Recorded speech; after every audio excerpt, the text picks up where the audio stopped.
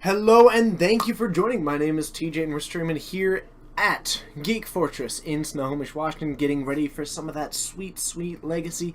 I know that many of us are coming off of the Star City tournament, which was today, which gave us a preview into the world of Standard and the world of Modern. But it's time to ascend through the eons of time and take a step into the truest Legacy that this format has to offer, the Legacy format. Hello to everybody, Doro, Amthi, Fear, Lathier, which I pronounced right this time, Dutch, and the Dude, and to everybody else who is joining us through the information superhighway that we call the internet, to join me here in the world of Coffee Jitters, or as they like to call it, Twitch, for some amazing action. I might be joined later in the day by the amazing David Bradbury, but until then, we're going to be having a good time hanging out, maxing, relaxing, all cool. And Albino Bear! Steven kicking us off. One of the 5 that we hope to get over the course of the evening. Thank you so much. Let us know what your name is. Let us know. Oh, man. What was your first Magic product? We talked about it. Oh, no, we already talked about that. Tell people anyway. Thank you so much. You enjoy that badge and play around with those emotes, which we're working on getting more of them in the future. Thank you so much, Steven. It is appreciated. Woo! My goodness. And of course, many of you probably realize that we are coming off of the most absurdly successful, Wednesday was just absurd. Wednesday was just bonkers. 21 subscribers to get to 152 subs. Sorry, 153 now. My goodness. Atomic Panda, we'll be playing around with the emotes a little bit, but thank you for the hosts, Boot to the Head, and Atomic Panda. It's awesome having you all here, and it should be good. I think we've got 4 rounds of I was there, Albino Bear. I was there, and we made a trade of almost immediately after. Man, those were good times. Those were good times. So, we're going to have Legacy tonight. They're going to give me a knock when we know what those matches are going to be. I do know that there are some sweet decks in the field tonight, so I'm pretty excited to see what we've got. I believe Storm is in the field. There is some Miracles, a little bit of unusual stuff. Of course, Donovan and crew are in here, which means that there's going to be some stuff, the likes of which we have never, ever seen before, possibly, maybe, likely, knowing that bunch of brewers. Yep. Oh, the good days. A Linvala that I then later traded back from you. So, how's everybody doing tonight? I hope that you're excited. I am certainly excited.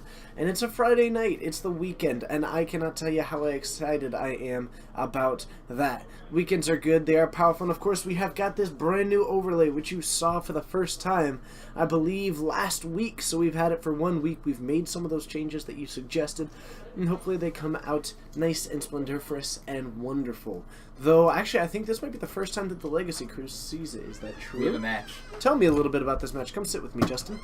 Well, I have to play my match. I understand, but I just need... Who's going to be facing the wall? Alright, Maeve is going to be facing the wall. Oh, okay. And she is on a Bant Stoneblade deck featuring 3 of the new Tamiya. And opposition. Alright, and opposition. Okay. And then she's playing as Josh, who I'm assuming is on a Red Delver. That does seem like a good guess to make. So, let's call this Bant Opposition Stoneblade. No, just banned oppositions. Banned opposition? Alright, Okay. I gotta go play my match. Alright, have some fun. No. Okay. Maeve playing. Look at all those emotes! They're so exciting!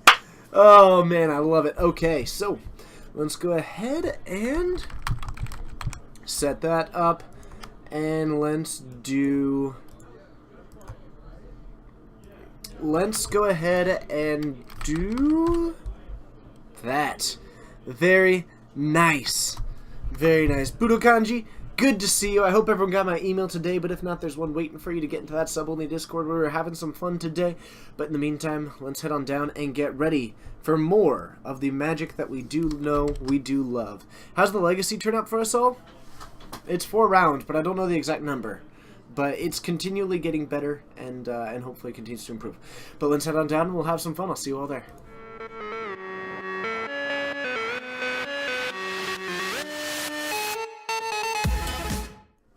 Alright, and these players are getting ready here. Josh is going to be on the right up against Maeve, who's on this banned opposition deck. Now, Justin described it pretty well. Expect to see something along the lines of a Stoneblade deck. It is, it's got a little bit of everything. It's got your classic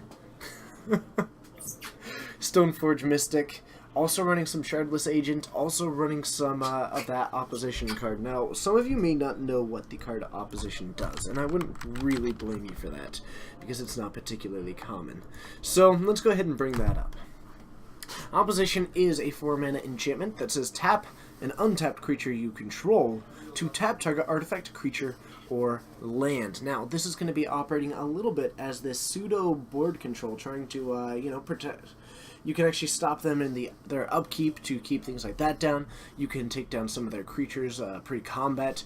But really, taking down the land is a pretty valuable ability, especially on a deck that runs as thinly as this Delver deck can. The big thing to keep in mind is that an early Nimble Mongoose might be enough to actually just take this game over. Its ability to get past the Stoneforge Mystic, because it's larger at a certain point, and also just the Shroud factor of it, could be enough. The other thing to keep in mind is that it is a 4-mana enchantment, which will make it a little bit hard to resolve against a deck like Josh's.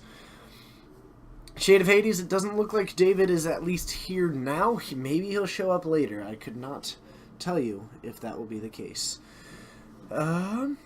Type exclamation point commands, Steven. Alright.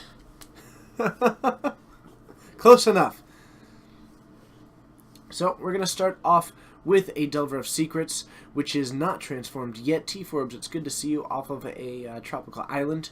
Otherwise, Maeve is going to kick things off with a fetch land into a Deathrite Shaman. Really looking to up that life total early on and start diving into this. There is some fetch lands from both players, but it looks like actually a Daze is going to take down that Deathrite Shaman.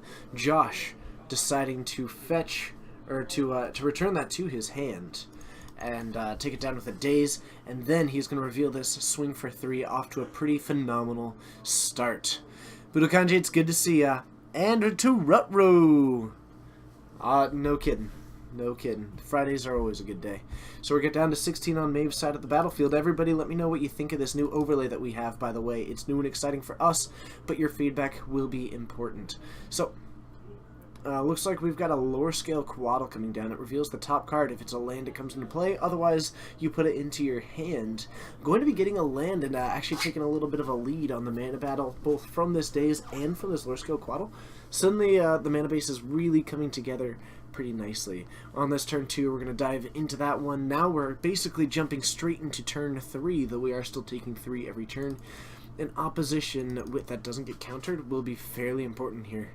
But it looks like a lower scale Coatl coming down instead. We've got a Spell Pierce, a Nimble Mongoose, and a Stifle currently available. We might see this try and take down the Wasteland ability here to try and preserve some of those lands. Otherwise, what you can do is try and take down... Really, there's not a whole lot much to hit. I guess the Stoneforge Mystic would be the other thing I would try to hit, but Josh may not even be aware of that. So he's going to take down the fetch, less concerned about the Wasteland taking down his dual land, because he does still have one operating, and he actually drew into another one, so he's looking particularly right as rain, with a Dismember as a nice backup. Right now, just riding down the path. of dealing 3 every single turn. And really, he's only 3 turns off from a kill. And against a deck like this, which went from having 4 lands back down to 2, and is really fighting the lower scale Quaddle battle, it's just not enough currently. So, we're going to reveal a Shardless Agent. It's going to go into Maeve's hand, and dealing 2 just isn't the same. Yes, Jace the Mind Sculptor. So we don't actually we don't sanction our legacy events, and we do allow proxies. You can have any number of proxies in the deck, with the condition that basically, as you earn store credit, you have to start you use it on the cards to build the legacy deck. But yes, Jace the Mind Sculptor, we do. It's been a nice way to allow people to break into the legacy format. It's one that has a fairly high barrier of entry early, and it really allows a lot for the players. The one example that we use a lot, which is I think a good one, is we've got a player who started off there in high school. They built Legacy Goblins and with the proxy, and they've just been assembling it over time. And they've been adding pieces slowly over time. They were doing well for some weeks they don't do as well. But each time they start to assemble more and more of this deck as they assemble that credit. Works out well for the store because they still get the tournament entry, but it just ends up being run as an unsanctioned event in addition to the FNM, which is actually draft here at Geek Fortress. But yeah, it's been something that's worked out really well for us. So we have a lot of fun with it. They just have to look good enough to be on camera so that I can see what's happening. That's the main rule. And it allows people to try the expensive cards before they buy. That's exactly it, Jace the Mind Sculptor. That's exactly it. And welcome! I've seen you on some other streams, and I don't think that I've ever seen you directly in ours. And I apologize if that's me misremembering and you have been here before, but nonetheless, I do want to welcome you. Thanks for joining us here. And I hope you enjoy yourself. But either that or maybe it's been a while, but I feel like I've seen you in some other streams. Okay. Also true. Also true. Hey, Scarlet's Bud, it is good to see you all here. We did make those changes. That's true. That is true, Fearlocks. Whatever set that they want to do doesn't really bother us. So this Bantop position going to be operating fairly close to a Stoneblade deck. Is running that Shardless Agent. Honestly, something like the Batterskull might be somewhat useful against a deck like this, where Josh's only answer is something like a Dismember. And then we've got things like a Force Will to try and protect that. It's also able to outclass a lot of the creatures in this deck. The big problem at that point comes down to Tarmogoyf. So, I'll be curious. The Evil Mailman, I agree. It's the kind of thing that won't matter often, but when it matters, it'll matter a lot, but most of the time it won't. But I will also say that I think it's unlikely that you're running a Delver deck. It's the kind of, like, in any deck with days, Shocklands are much worse than in any other deck. Because I completely agree with you that oftentimes Shocklands will be close enough. The big difference comes when you're running days, which means that you might end up taking 4 off of a singular land. And that starts messing with your math a lot. So Josh didn't actually see the opposition in this game. It's possible that he's aware of what the deck is. What he saw was lower scale Quaddles throughout the entire deck and some Deathrat Shamans. Things that I might be worried about is something along the lines of a Joe deck. I might even be worried about this being the Harpy Tribal deck that has been fairly popular. Does Mono Black Vampire work well, or does it need an additional color for vampires to get full effect? Mono Black Vampire, depends on what you're looking at, Jay Wood. In Legacy, Mono Black Vampires is unlikely good enough. If you're looking at Modern or Standard, then Mono Black Vampire has a lot of tools. Red-Black might be a little bit better in the context of Modern. But in Legacy itself, usually it'd be hard to make vampires really work within the full meta of Legacy. Aggro decks tend to struggle a lot. In Legacy, your best aggro decks aren't even truly aggro decks. You look at Burn, which more than in any other format could be construed as a combo deck, even though it is in a lot of ways an aggro deck. You start looking at Goblins, which isn't, and then you look at Merfolk, and aggro doesn't exist to the same capacity in Legacy, and that would apply to vampires as well. But vampires can absolutely exist to some extent outside of Legacy, Modern to some extent, and to Standard to a greater extent currently. So we have got looks like one land, but a lot of cantrip for Josh. Might be enough to keep. Tarmogoyf, the only spell in that hand that can't be cast. Though it is a Ponder, and I think he's likely going to fire off one of the Brainstorms before the Ponder. In this case, if he doesn't hit that second land, because he is going to have to fetch to start casting these things. And my mentality there is that you don't end up Brainstorm locking yourself if you want to. You end up firing off this Brainstorm, and you are going to have to draw one card off of that. Sure. And that's not great. But it might help dig you to your second land, more than a Ponder might. And it means that if that second land is something like a Wasteland, or just a duel without having that fetch ability tacked onto it, then you can use this Ponder as this shuffle ability, which allows you to get rid of whatever card that you actually wanted to get rid of early on. But more than likely, Josh might end up spending his time being a little bit more proactive with any sort of creature base that he might get. He wasn't able to see a whole lot of action from this deck last game. Might assume that if he's able to do something very similar of get down an early threat and just protect it, then that will be enough. Steven, it is good to see ya. Hornet Steven. And hello to everybody who is joining. If you haven't yet, be sure to hit that follow button and join us more in the future. We do a stream four times a week we stream. And also, I do have the goal of trying to get to 5 subs per stream. I would love to see us get that. Albino Bear already getting us once. We're currently at 153, plus Wednesday was just an absurdly incredible stream. So thank you everybody who participated in that. And just subs in general, your support is really appreciated. Okay. Dark Wit Dudes was an aggro deck that we intend to play off of Dark Ritual. Vampire Nighthawk. Oh, alright. Well, that's an interesting idea. Thank you for providing Jaywood with those ideas. Fluent Design, it's good to see you. Put on the subscriber tie. Actually, it is still out here. Hold on. So Tarmogoyf coming down for Josh off of a Wasteland, which hasn't been used yet. Maeve using this. This is Steven's tie that he created for the last stream that he was able to help us out on.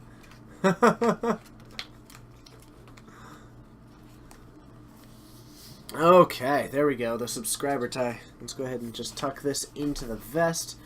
The Tarmogoyf is going to be doing some pretty decent work against this deck early on. It's going to outclass a lot of those cards.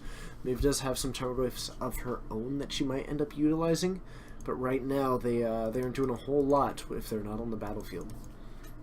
Otherwise, this Wasteland is doing a fantastic job of applying pressure to Maeve. Anything that she tries to assemble is under threat if it isn't with a basic, and if it's with a basic, it's not going to be overly incredible. So, we're going to go down to 13 on that side of the battlefield. We are taking a look at the top. Looks like we're likely going to be shuffling this up and taking the draw off of it. We also do have a fetch land available if we end up going for, say, a Brainstorm effect, anything like that. In the meantime, I don't expect Josh to be fetching anytime soon. More likely going to use that as a when he needs it kind of thing. Alright, Steven, I'm starting to think that it's not this tie which grants the subscribes. Just a suspicion, but I think that we just had an incredibly good Wednesday stream. So, the Ponder is going to draw into another Wasteland, actually. So, oh, I'm sorry, was that not? No, that was not a Wasteland. That was, in fact, a Nimble Mongoose, and my confusion on that doesn't make a whole lot of sense. But maybe it's going to pass it back. No second land available. Probably was really relying on something a little bit more. And this Tarmogoyf is just going to start closing this game out over time. We're going to knock down to 10. And actually, this is going to be a 9 because of we've got instant sorcery, land, and creature. Hornet Steven, I don't believe there are any other rogues in the Invitational, but Todd did an awesome job today. It was so good on him, and I'd love to see him perform really well tomorrow. And might have been the debut of your new hat, possibly. Did Maeve mulligan at all? Yes. Yes, Maeve did. Okay. Ye old hat stream. And Maeve is just going to extend the hand. This isn't going to be enough. And some rough hits there. So, Josh takes this game this match in 2, which means that we're going to head back into the booth, see what else we can find, and I'll see you all up there. Let's try and find a backup match.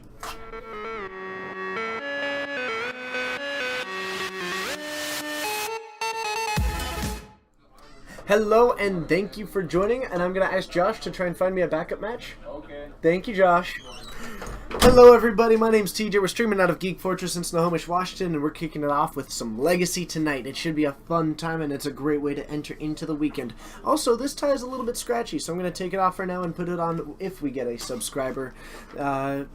I suppose, if they would like me to. So, should be a fun time, and let's just play some Legacy. Josh is out there trying to find something for us, and in the meantime, I'm going to see what we can do, and I'm going to try and get an ETA from David. So, forgive me for just one moment. We are going to run a quick ad, because I do these almost never, and I guess I'm going to try one here, and we'll see what happens with it. If you are a subscriber, you will not get the ad, and you will just hear me have a stream of consciousness as I try and send a message to David. I will see you all back in just a brief moment.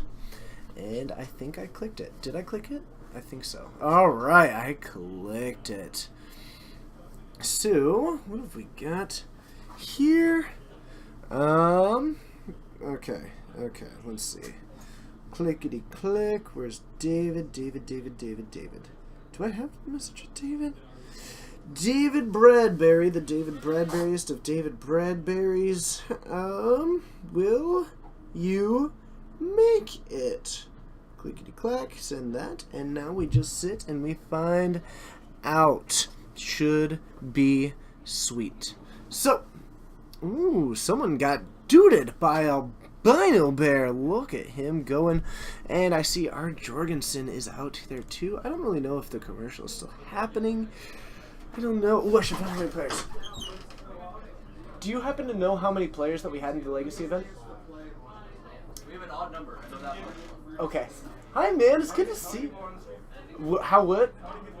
Right now? Right now there are almost 50. Yeah. It's good to see you. Stick around after. We have another match. Wonderful. Come sit with me and tell me about the match if you'd like to, or if you'd rather not. I understand. I thought I couldn't go in there because I'm a minor. No, That was stupid. well, that's okay. I don't need the salt in the booth. All right. Let me know what the next match is. All right, so we have on the wall Okay. Ryan Coverdale, Right. and then we also have on the not wall Ian. I'm going to assume that Ryan is on Storm.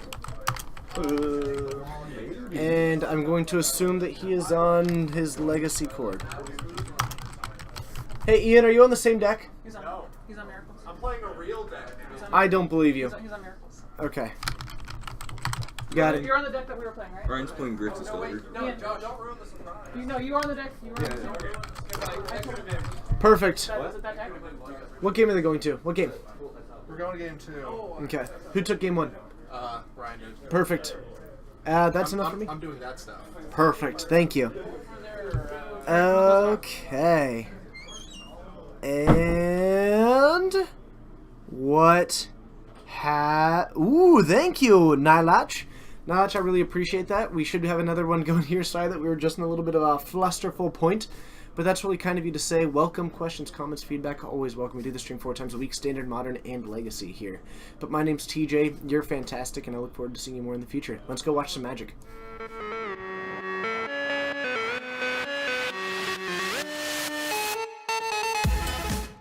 Alright, so these players are going to be getting ready. I forgot to update the life totals back to 20 for each, but we're going to have Miracles versus Grixis Delver. We should talk to Dan Bose about trading subs. We would have to, we can't actually have MTG bot sub, but we have to pay for it. And right now I just don't really think that it's worth it. You're good to go. Literally third game I've ever played with Miracle, so chat, be gentle. I'll keep it in mind. Ian would like to let us know that he's testing out Miracles. This is his 3rd time ever playing it. Jaywood, any tips on how to teach a person how to play Magic without completely confusing them? Yes.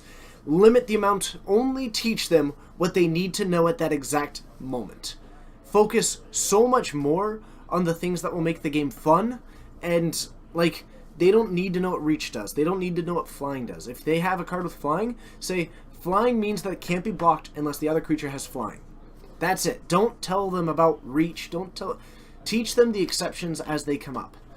Limit the amount of information and just make sure that they're having fun.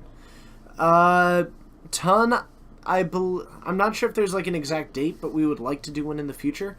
Right now we're focusing more on just trying to get a Pauper community built up, which is not something that we have super prevalent at the moment, and Modern is just so enormous.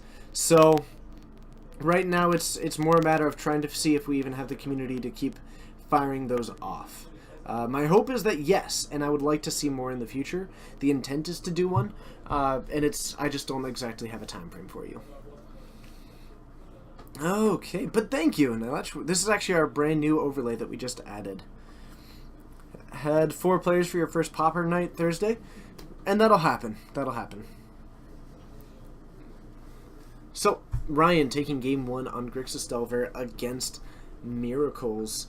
Miracles a fairly dominant deck, but Ryan pretty comfortable with Delver. Could be rewarding him a good amount just to know the matchup particularly well. Also, just, you know, they're both semi-counterspell decks, but Ian actually running counterspell and also this counter top. If he's able to get the counterbalance and a Senses Divining Top, that's going to be a pretty incredible start for him. Ryan, on the other hand, looking to resolve a singular creature and then just play the Protect game plan. Especially, he doesn't have Stifle as much, so this one, it's a little bit more able to disrupt Miracles in a different way, because Stifle is not overly incredible against Miracles. It can take down, I guess, the Miracles triggers, but that's not something that'll usually end up happening. Okay, there's an Amazon mobile game tournament. I did not know that. Heads up, Z-Magic. Z-Magic 94 is working on building up more Pauper. That'll be good. That'll be good. Pictures. I don't know what you're talking about for pictures. I don't really know what you're trying to say to me. Okay, so looks like we've got a pretty low mulligan. We've got a counterspell available, some lands, and a wear and tear. This might have to be enough. Looks like it's going to be a land into a Senses Divining Top and see what we can do. Otherwise, looks like Ryan has got some Bolt, some Young Pyromancer. Young Pyromancer is going to be pretty solid here. Oh, thank you. I see what you're saying. I see what you're trying to say to me. Right. Let's go with that. Got it. I still gotta get used to that. Still gotta get used to that. So, looks like we have got an Underground Sea and a Wasteland from Ryan with a Delver of Secrets, which has not yet become an Insectile Aberration. And it's good to see a 13th Fox. Also, we have got a Ponder getting fired off. If we can try and stack this to flip it, it's a possibility. Otherwise, we are likely going to go for a Shuffle based on what I see. But it looks like we might end up keeping that. And I think that's a Ponder that's being kept on top to make sure that this turns into an Insectile Aberration. Otherwise, just swinging for the 1. Looks like Ian is going to go for the fetch here. Probably looking to actually fire off the Senses Divining Top fairly soon. So, hello everybody, I hope that you are having a wonderful day. Looks like there's about 40 of you, and it's just incredible having you all here. Oh, it is true, Drewski Brew, we've got some classical magic happening here. This is exactly how Bach would have played it. It's exactly how Bach would have played it. So, another basic island coming down from Ian, recognizing the mana base and trying to set up, I think, a counterspell more than anything to try and take down something else. Whereas Maeve? Maeve is out there actually playing in the Legacy event, Shadowzord. She'll still be here fairly reasonably often, but she's actually playing. So, we do get a Swords to Plowshares, unable to cast that at the time being, and we're going to reveal the Ponder to take that down. So, an Insectile Aberration on the field and a Gitaxian Probe is going to take a look to see what we're up against today.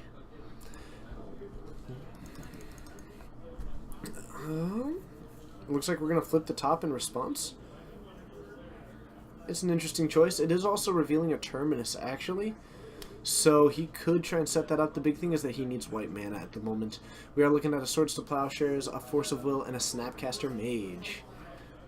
TJ seems so sad. TJ's never sad. Fun fact, and it looks like a Cabal Therapy is going to come on down. We're going to name some cards. Taking down the Snapcaster Mage. I like this name because it leaves the Force of Will in Ian's hand, but it does strand the Force of Will. Okay.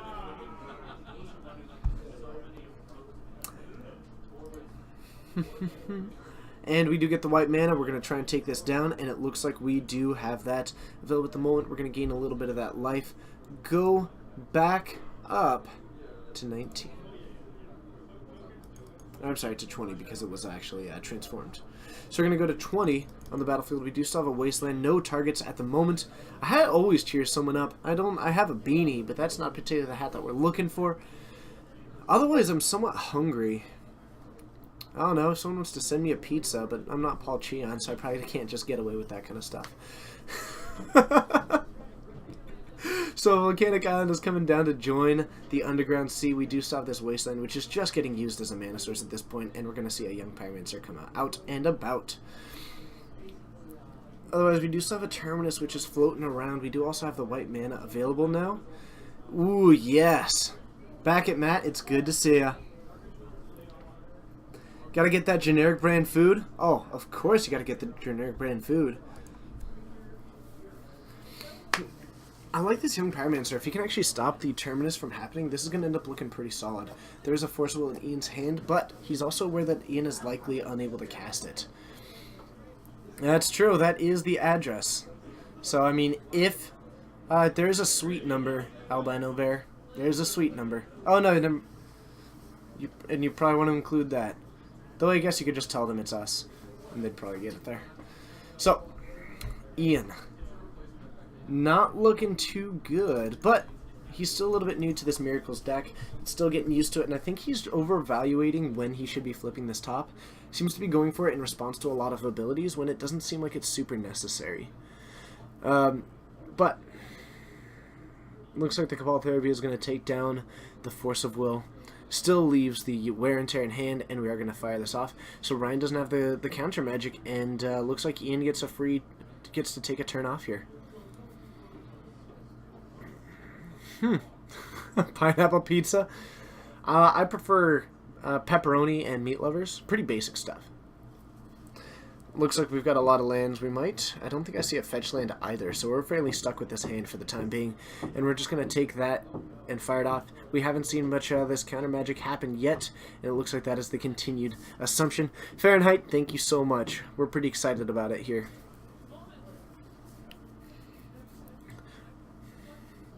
You know what? I'll rep Bravo's Pizza. Bravo's Pizza has been pretty good to me in the past. They've been pretty good for their pizzaness. So, Deathright Shaman coming down. Ryan with no current way to actually cast this Abrupt Decay, but also not a whole lot of targets that you're looking for. The main thing is like trying to take down a Sensei's Divining Top in response to it activating, but that's pretty unlikely in a lot of cases. Also, you can try and take it down in response to a fetch land to try and force them to fetch it away and take away that extra cheese, double pepperoni. That just becomes 2 pepperoni pizzas with 1 amount of bread. And it looks like we see a Brainstorm. This is actually going to be... Looks like we're just fetching. We want to take another look.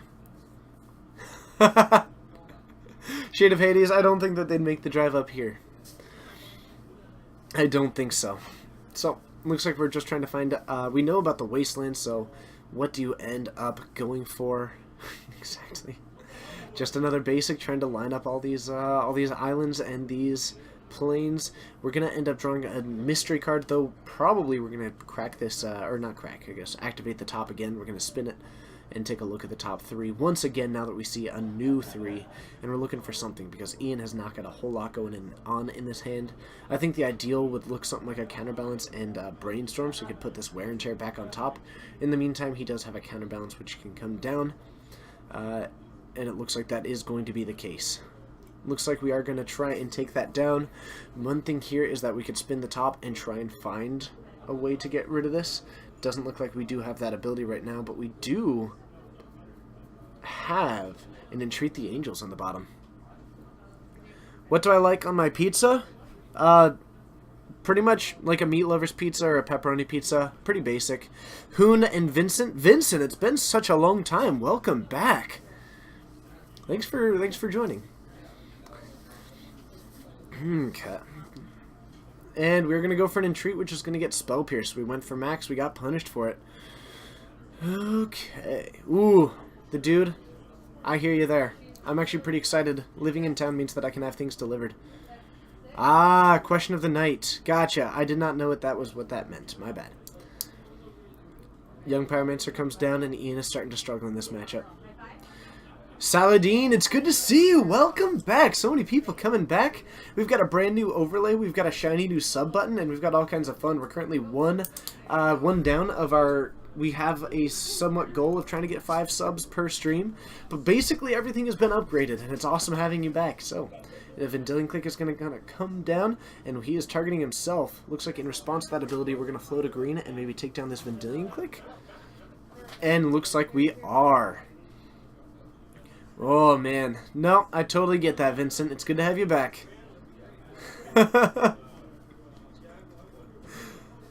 Okay. Oh, yeah, we definitely upgraded everything. The forest is still around. We're just trying out new things.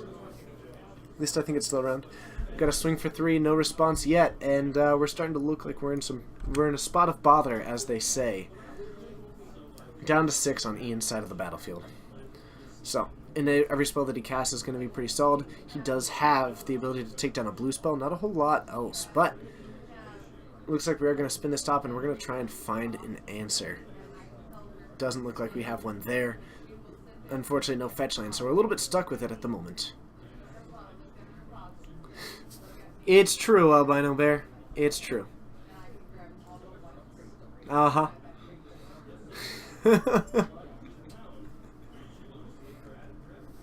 Good try. Good try. So, I think Ian is going to go down in this game. Doesn't look good. Firing off a Brainstorm, which is going to get countered, and that should be enough to get the token. We're going to activate the Deathrite Shaman, and that's going to be enough. So, Ryan takes it down in 2. And I suppose that gives us more time to try and find another match. Vexbox, it's good to see you. Welcome back. Thank you so much. Man, I should consider ordering some food soon. Otherwise, let's do the transition and try and find a backup.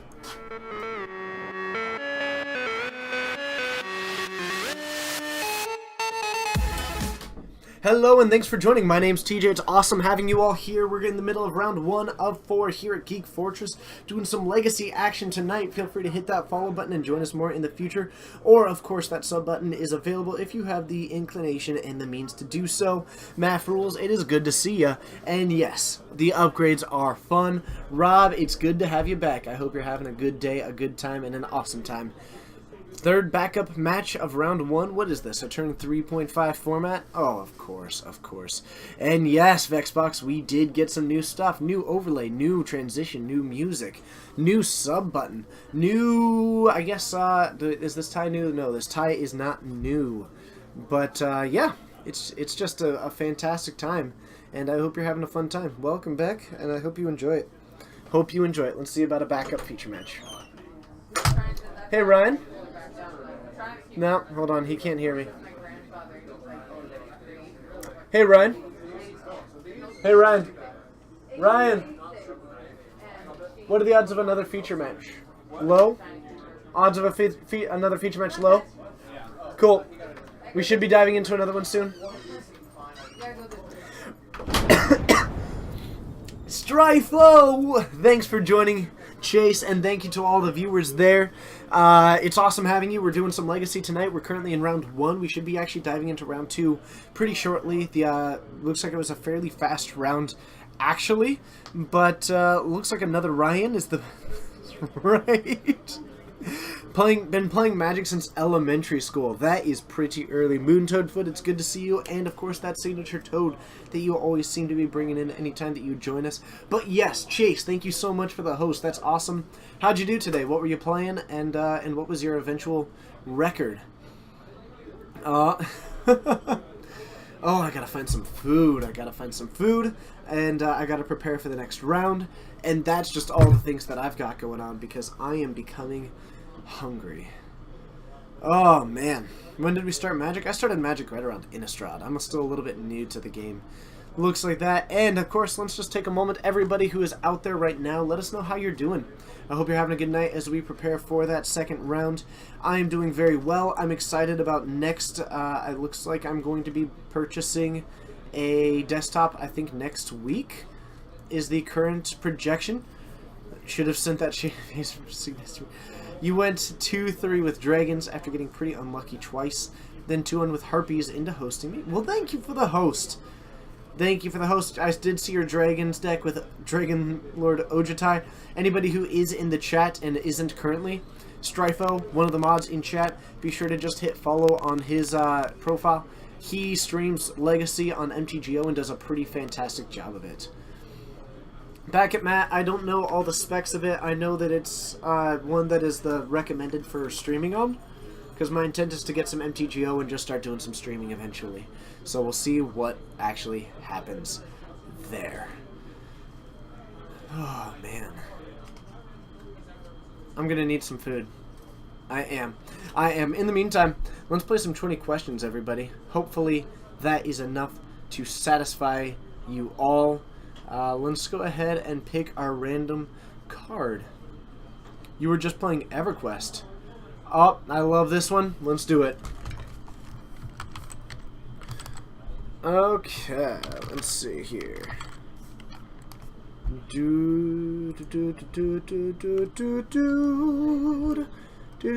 Oh no, I am building my own. It's a recommended one, but that, like, the specs for it were recommended. And let's go ahead and get ready for that 20 questions. And let's go down. Woo! Look at that. Those questions don't actually apply to you, so pay no attention to them at the moment. And we have got a card selected. I do see one question at the moment, which is it a permanent? Yes. Yes, it is a permanent. Let's get some other things going on. Yes, we've got some 20 questions, and this card is particularly cool. Did I ever have that kind of haircut? Never seen my face close up before. Did I always have this kind of haircut? What do you mean? I guess I don't... Yes? I think so. I think so. CMC 3 or less. That is true. CMC 3 or less. Yes, it does have a converted mana cost of 3 or less. Is it a creature? It is in fact a creature. A lot of yeses happening here. We're off to a pretty fantastic start.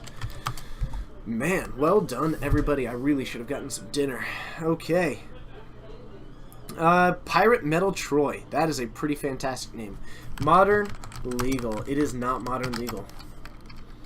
No, it is not. That's our first no, but that is okay. You have the same... it's like the haircut is just, I happen to own some buzz cut. I own something to do a buzz cut, and I just do that. Is its power equal to its toughness? Yes.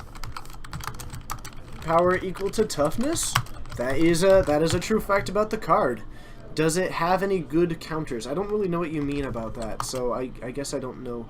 Is it in the Jund colors? Is it red, black, or green? Yes. Yes, it is. Okay. Is it a green creature, or a black enchantment, or white? No. Green creature or black enchantment or white. It is none of those things, Doro. Is it monocolored? Yes. Yes, it is. Does it see a lot of Legacy play? No. Not as much as I'd like. Not as much as I'd like. I think it's got potential. Power 1 or less. Power 1 or less? No, it does not have power 1 or less. Does it... Let's see here. Speaking of haircuts, has anyone called out David for secretly modeling in the Lost Legacy art? No. Oh, man. Actually, I'm going to have to do that. EDH product. It wasn't an EDH product. It was, in fact, in an EDH product. Goblin. It is not a goblin. Okay. We know it's red or black. I suppose. Hey, Vincent, RTA, thanks for the host. I really appreciate that. Thank you so much. So, we do know some of those things about it. We know that it is a creature. It's converted mana cost 3 or less. Oh! Albino Bear with the win.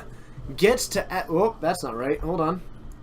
Albino Bear with the win. You get to be added to our wall of etched champions. I'm not sure if you have been before.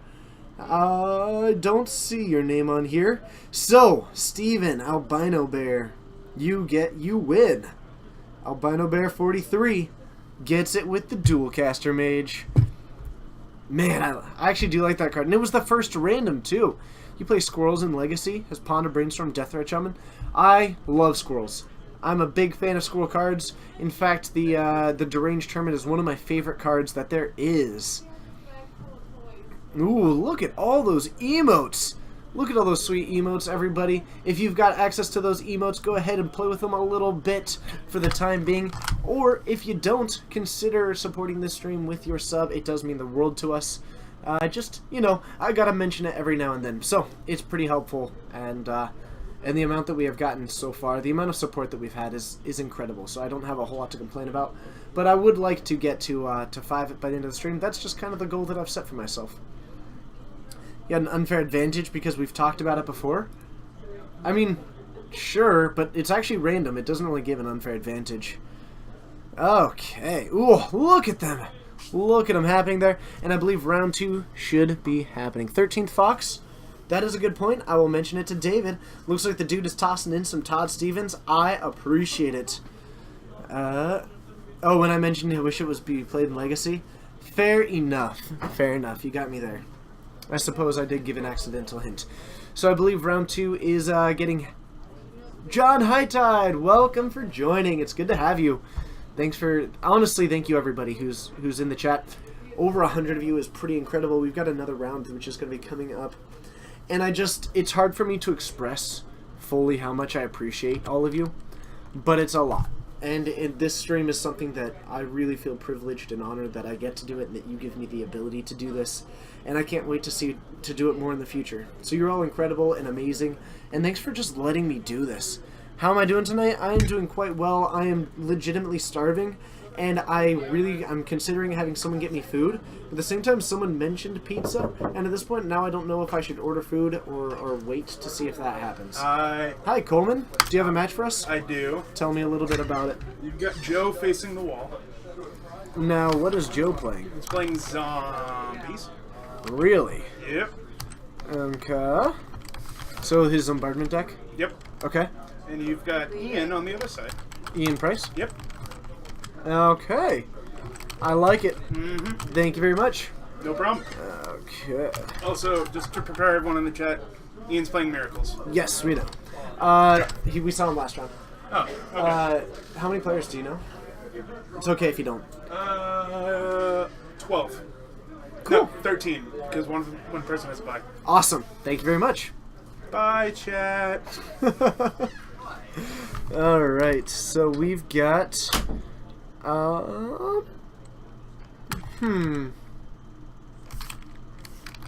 What do we want to do here for the images?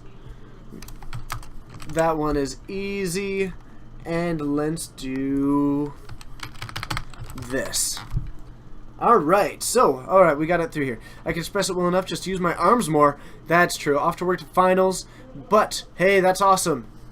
Let's see here. Might want to look behind me. There's a big monster looking hungry. Fair enough. What's the keyword of the ability to stream? I don't really know. I'm not sure what you mean, Shadowzord. Bombardment is sweet. Yes, it is. Generic versus Twitch. Oh, that's funny. Should ask people to see if I need to go order food or if pizza is coming. I guess that's true. Do I need to order food or is pizza possibly coming? It's okay if it's not. I would rather not order food and then have a pizza show up. But let's go play round 2 here. Bombardment versus Miracle. Bombardment able to grind a lot and Terminus, while good, I don't know. I'm giving my edge to Bombardment here. A lot of resiliency in that deck. Let's see it happen.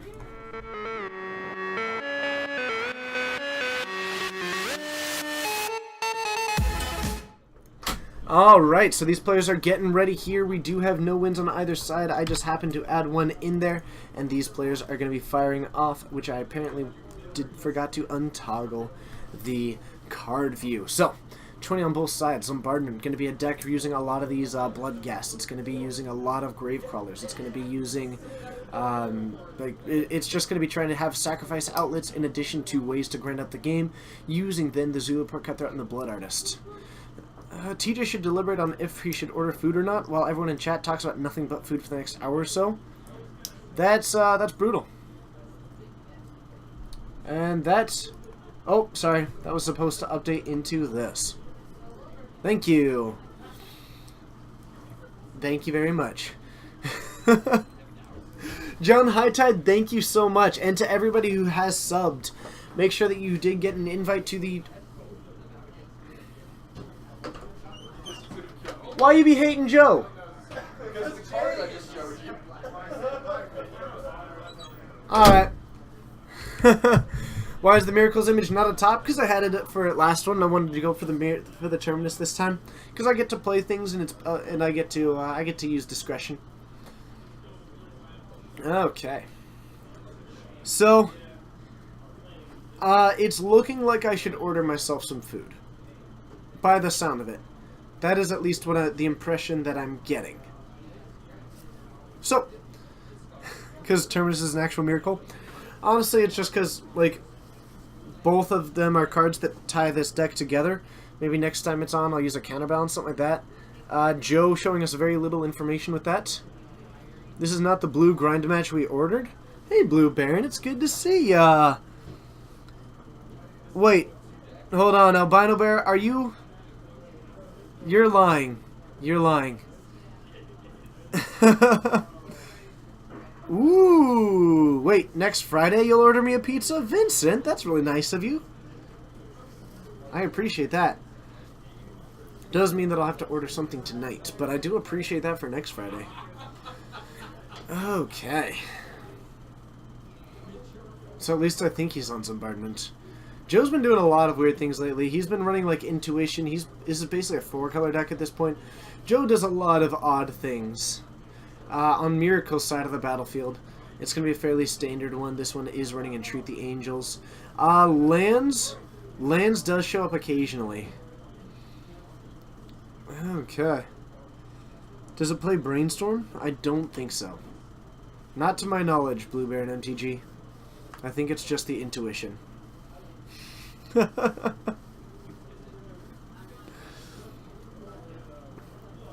Alright, we do have a Swords to Plowshares in hand. That will be fairly nice for Ian. It's at least able to get rid of some of those creatures as long as Joe doesn't have the sack outlet, but it might also be able to take one of these sack outlets. Chase, it's good to see you. When are you going to come up and visit? I want you as a co-host. 2 lands and some Brainstorms and a Swords to Plowshares. Hey! This just another... It was awesome seeing you. Thank you so much for saying hi and hanging out, and that was a lot of fun. Dallas was a lot of fun, so thank you for helping that. The biggest part of that experience was hanging out with everybody. So, Ian going for the end step Brainstorm and also doing it in response to this. Possibly he's looking to maybe dive into a Force of Will if he wants to use one, but that might be a little bit overly aggressive early on. It looks like this is going to end up... Looks like we are going to go for a Force of Will.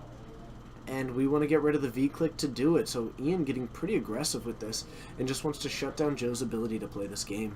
Or at least play this game in his way, which is to fill up his graveyard. Definitely a bold way to go about this, though. So both players down to 19 with some fetches. Or I guess one with a fetch, one with a Force of Will, but another fetch is on the battlefield now.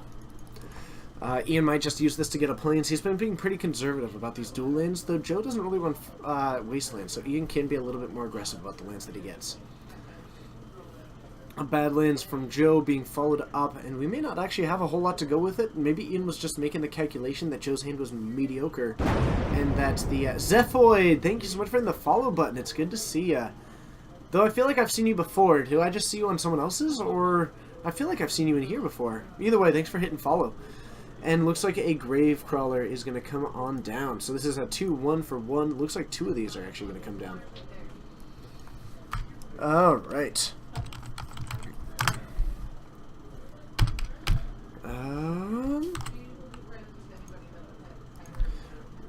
How close is Geek Fortress to Seattle?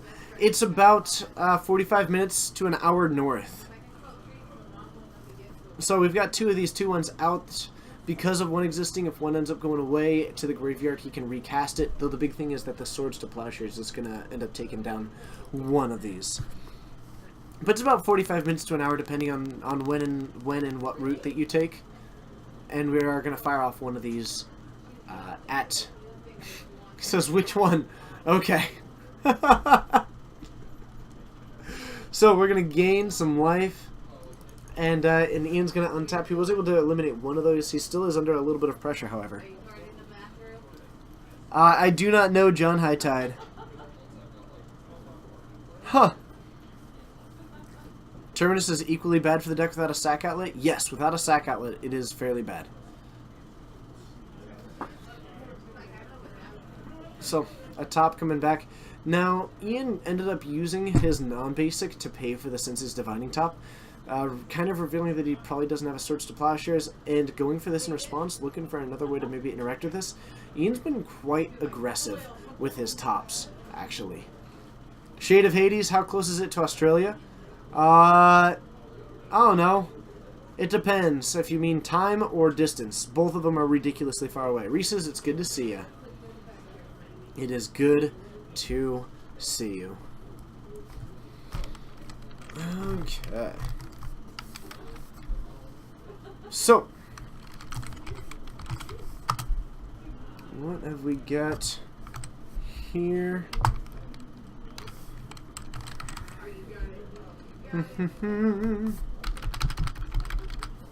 Alright, so a sack outlet has been assembled. For some reason I'm spacing on the name of it. I'm sure it'll come to me as I just eventually say something. But otherwise we've got a top operating, and this Ponder's going to shuffle the deck for Ian. He's going to end up drawing a card off of this one as a cantrip. It will be random, however. The Terminus looking fairly good, but he doesn't want one now. He'd rather stack one up to end up hitting on Joe's turn. But that sack outlet is going to make that a little bit worse. Other things that we're looking for. Thank you, Carrion Feeder. Appreciate that. Big old Denny. And Sad LK, it's good to see you. I kept thinking it was like Corpse or Carrion or something like that. I appreciate you. Also, Big Ol' Denny, I don't think that I've seen you in the chat before. Welcome, it's good having you. You are a rock star. And thank you so... Yeah, welcome. Or welcome back if I'm just forgetting. But thank you so much for joining.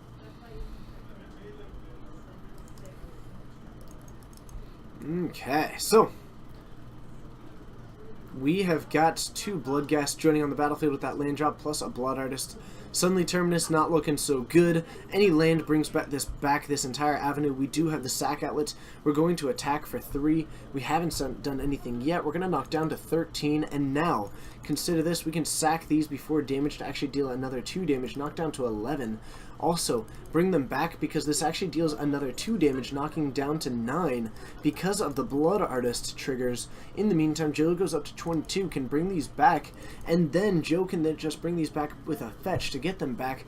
Plus, if he ends up sacrificing that, he can bring it back with the Carrion Feeder, end up activating that one, knock him down to 8, and this means that he has a kill next turn. It is going to be a pretty ridiculous board state. While this Terminus is good, we're just going to end up sacrificing this, probably sacrificing the whole board if possible. It's going to drain down to 9, we're going to go up to 24, and it might leave us with the ability to crack this fetch, get back these, and attack for another 4, which means that we're going to be at 7.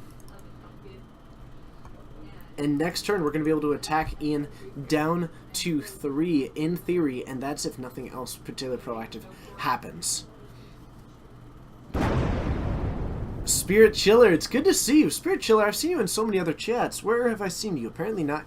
I'm almost positive that I've seen you here, but thank you so much for hitting follow. I look forward to seeing you more in the future. We stream 4 times a week. My name's TJ. We're streaming out of Geek Fortress, located in Snohomish, Washington. All kinds of formats, questions, comments, and feedback always welcome here, as long as it's family friendly, and we try to be a fairly positive community. You are all absolutely incredible. Hitting that follow button is, of course, an excellent way to catch more Legacy every single Friday. Spirit Chiller, I knew it! Why haven't you hit follow? I was so thrown off by the fact that seeing your name hit follow there. But it's awesome having you. Ah, got it. Okay. So Grim Haruspex is going to join us on the battlefield. Whenever a creature dies, we get a little bit of benefit there. We're going to knock down to 3, and it is on Ian to find an answer to this board state right now. A lot of exile abilities, but doesn't have a whole lot of time. We've got a Brainstorm, a Ponder, and a Brainstorm. Pretty much needs to fire off a Brainstorm into a Ponder. It would be, but it looks like he's actually leading with the Ponder. I like the Ponder a little bit because it means that you don't actually need to have a shuffle effect off of it, but he does end up hitting one, and we can fire this one. Oh, 13th Fox, I will be. And we're going to kick it back. No answer as yet. Running on Water, thank you so much for hitting the follow button. You're brand new to my knowledge. Thank you so much for joining, and let us know where you're watching from. We've got a fetch here. We're going to go down to 2. We need an answer pronto. I guess we're basically just looking to hit a terminus and then activate the top and go for it. Seems like the avenue that we're looking to take, and I don't think that it's going to be enough. I think Joe ground his way through this game and might be pulling out a win here. 2 of these creatures need to be answered, so Swords to Plowshares isn't enough. Terminus or bust here. But let's take a look. And we do not see it.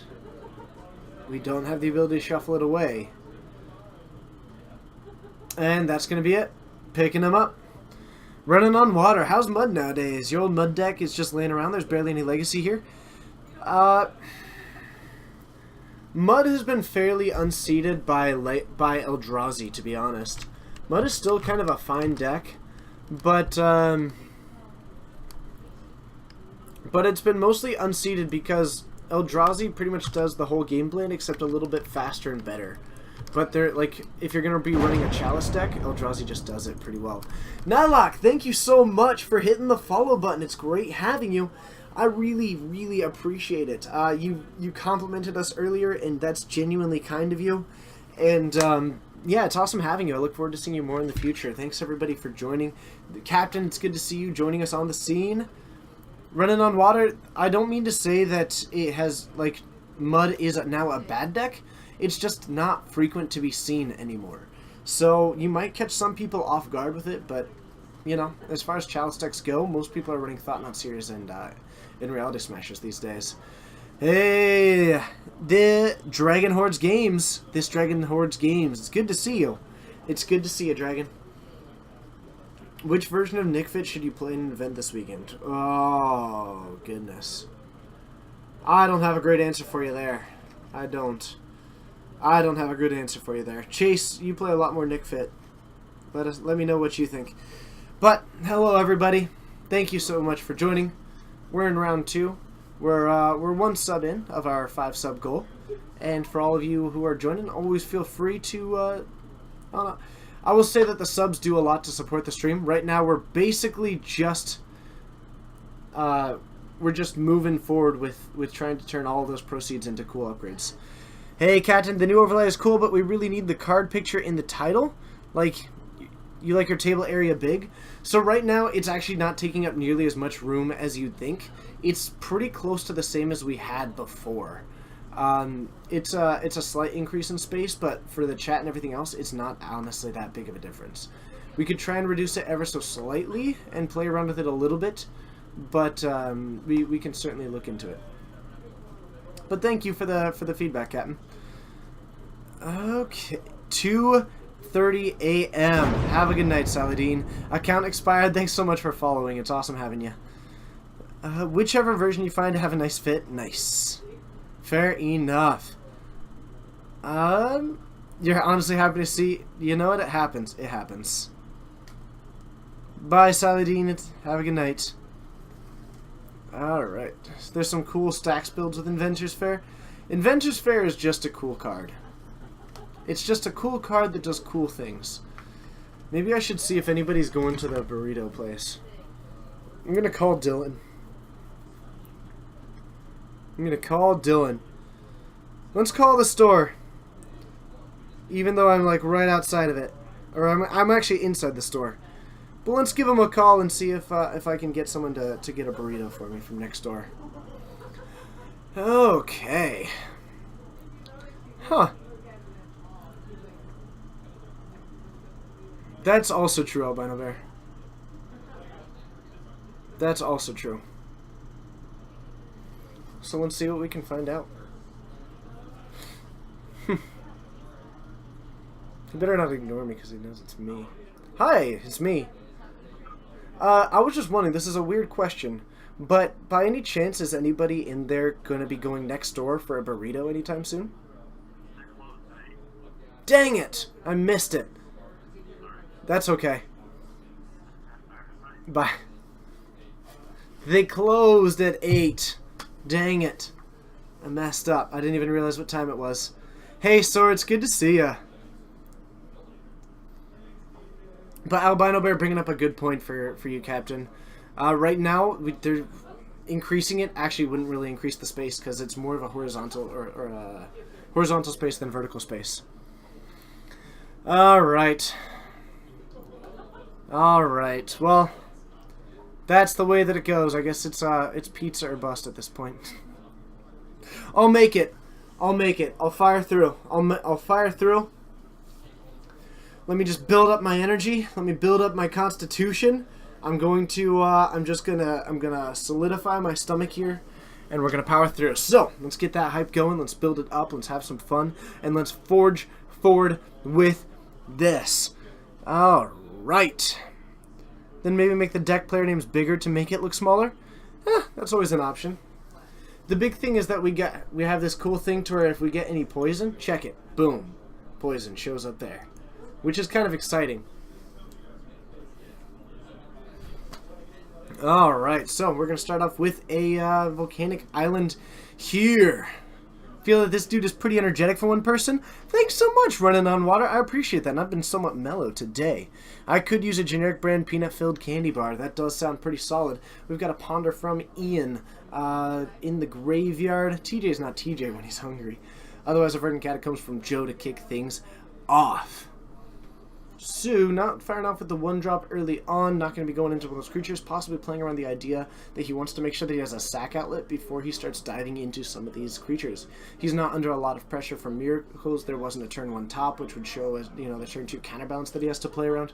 So right now, Joe might be thinking to himself that he needs to establish a sack outlet before he starts getting some of these creatures out, so that a Swords to Plowshares doesn't actually set him back.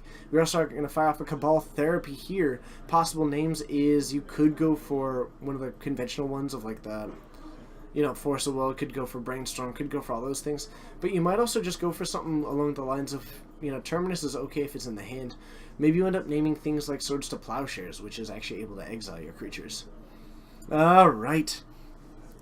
You like the change with the game win boxes, but do I really need 2 boxes each? Usually, I guess. I guess that's just always been that way to show that it's best of 2. So, I don't know. Huh. That's interesting. I would love to be nuclear powered. Woo. Whoop, whoop, whoop. I said whoop, whoop. And then I say, ayo, whoa. I say, boom, boom, boom, and let me hear you say, whoa. I say, boom, boom, boom, now let me hear you say, whoa. I say, boom, boom, boom, now let me hear you say, whoa. What'd you name? Cool. He did name Swords to Plowshares. So, what have we got? We do have a Spell Snare apparently in hand. Oh my goodness, why are we shouting at me?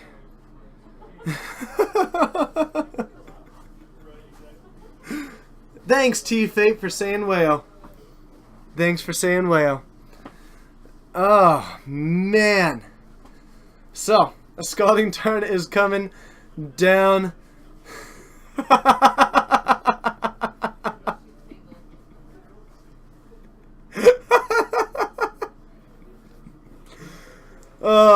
So Scott and joining down, we do have the counterbalance, which is joining us on the field. No way to have that guarantee, but the deck is so dense in these 1 and 2 drops that it should be able to counter a lot of what Joe is doing.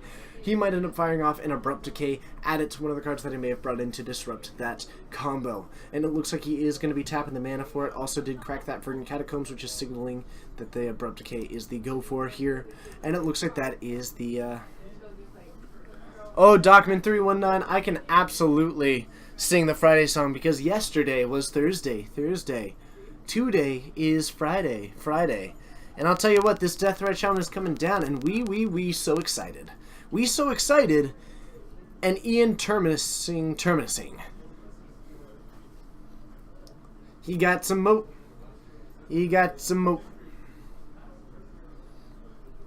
So, no, it's spelled emote. It's spelled emote, Stryfo. Let me show you some which hopefully this caught up with it just in time as of right now. Yes, nailed it. And the Grim Haruspex is going to be coming on down. Thank you, Doc. Man, I appreciate that, even though I really don't. But I appreciate that nonetheless. I can't get candy from Dylan. He's all the way up here, and I'm all the way back here. Or he's all the way up there, and I'm all the way back here. So I can't get candy from Dylan. Also, candy isn't good for you. I want something substantive. I want something that's got oomph to it, you know? So, Grim Haruspex. Whenever another non-token creature you control dies, draw a card. Spell Snare is going to take down the Bloodghast. Not looking too good for Joe so far, losing most of the things that he has. He does have a fetch land to get back this Bloodghast, which should be able to start getting a little bit of swings in, but this Rest in Peace is going to have a lot to say. Ian really looking like he's going to take this game to the Rest in Peace. Pretty impactful at this point, and he's been able to answer a lot of what Joe's doing from the casting realm. Whew. Man. Okay. I should order something. 12 run. We got our sub button just under a month ago. Yay! And we're at 153. Is that not incredible? My hope is to be at 157 by the end of the evening. I've been trying to get 5 per stream. We're only at 1 so far tonight from Albino Bear. Thank you so much, Steven, for that. But Zulaport Cutthroat going to join the battlefield. This is the 1/1 that cares about when your things die. We also do have that Bloodghast on the battlefield. This Rest in Peace does have every graveyard exiled at the moment, and it looks like we're just going to put that sideways to help remember that. Murph, it's good to see you. We also do have a little bit of an option here. That looks like this Counterbalance is going to try and somewhat stem the tide of what this deck is trying to do. Joe is going to turn around and swing for 3, looking to go for a good old-fashioned grind down game plan as it currently sits. Okay. You want to be at 157 to net 5?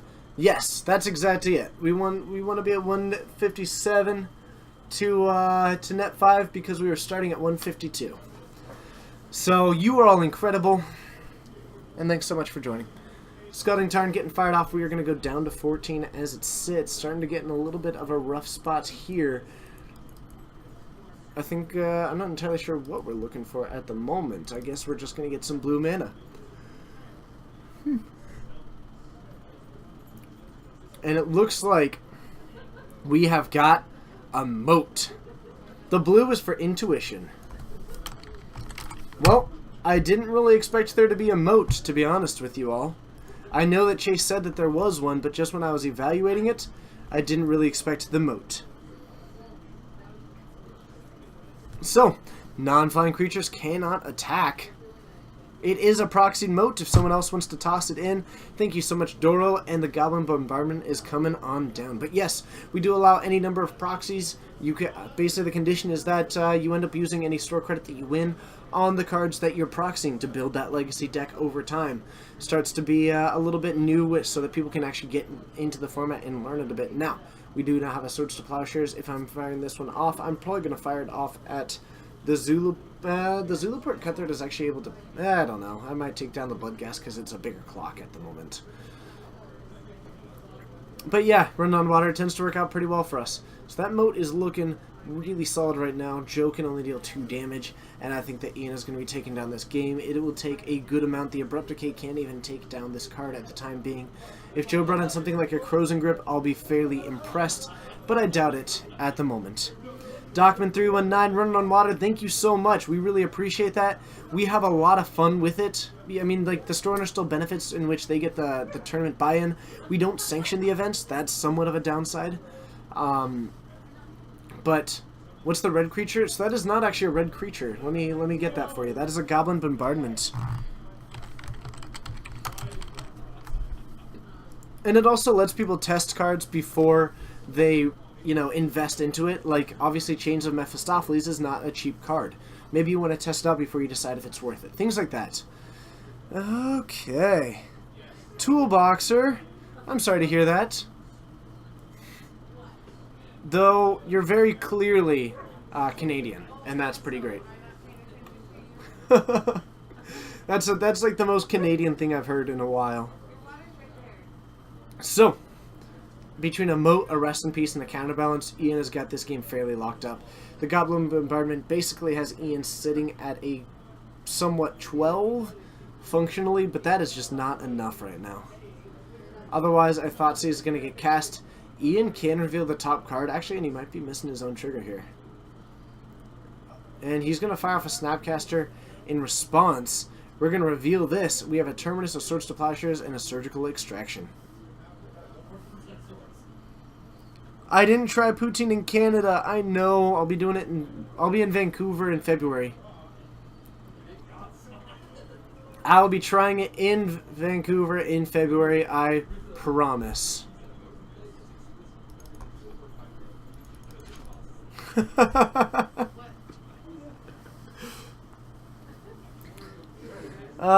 Cockabouter, thank you so much for joining. Wow. Harsh, John High Tide. Harsh. Cockabouter, thank you so much for joining. I don't actually recognize your name. I apologize if you are returning, but welcome or welcome back. Now we're looking at dealing 3 damage, and we are going to counter this. So, we lose that one. It ends up going to the exile pile.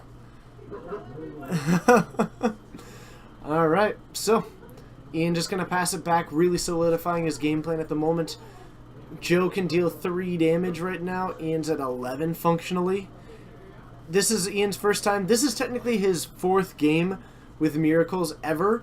So that's pretty impressive. I'm sorry, this is his 5th game since this is game 2.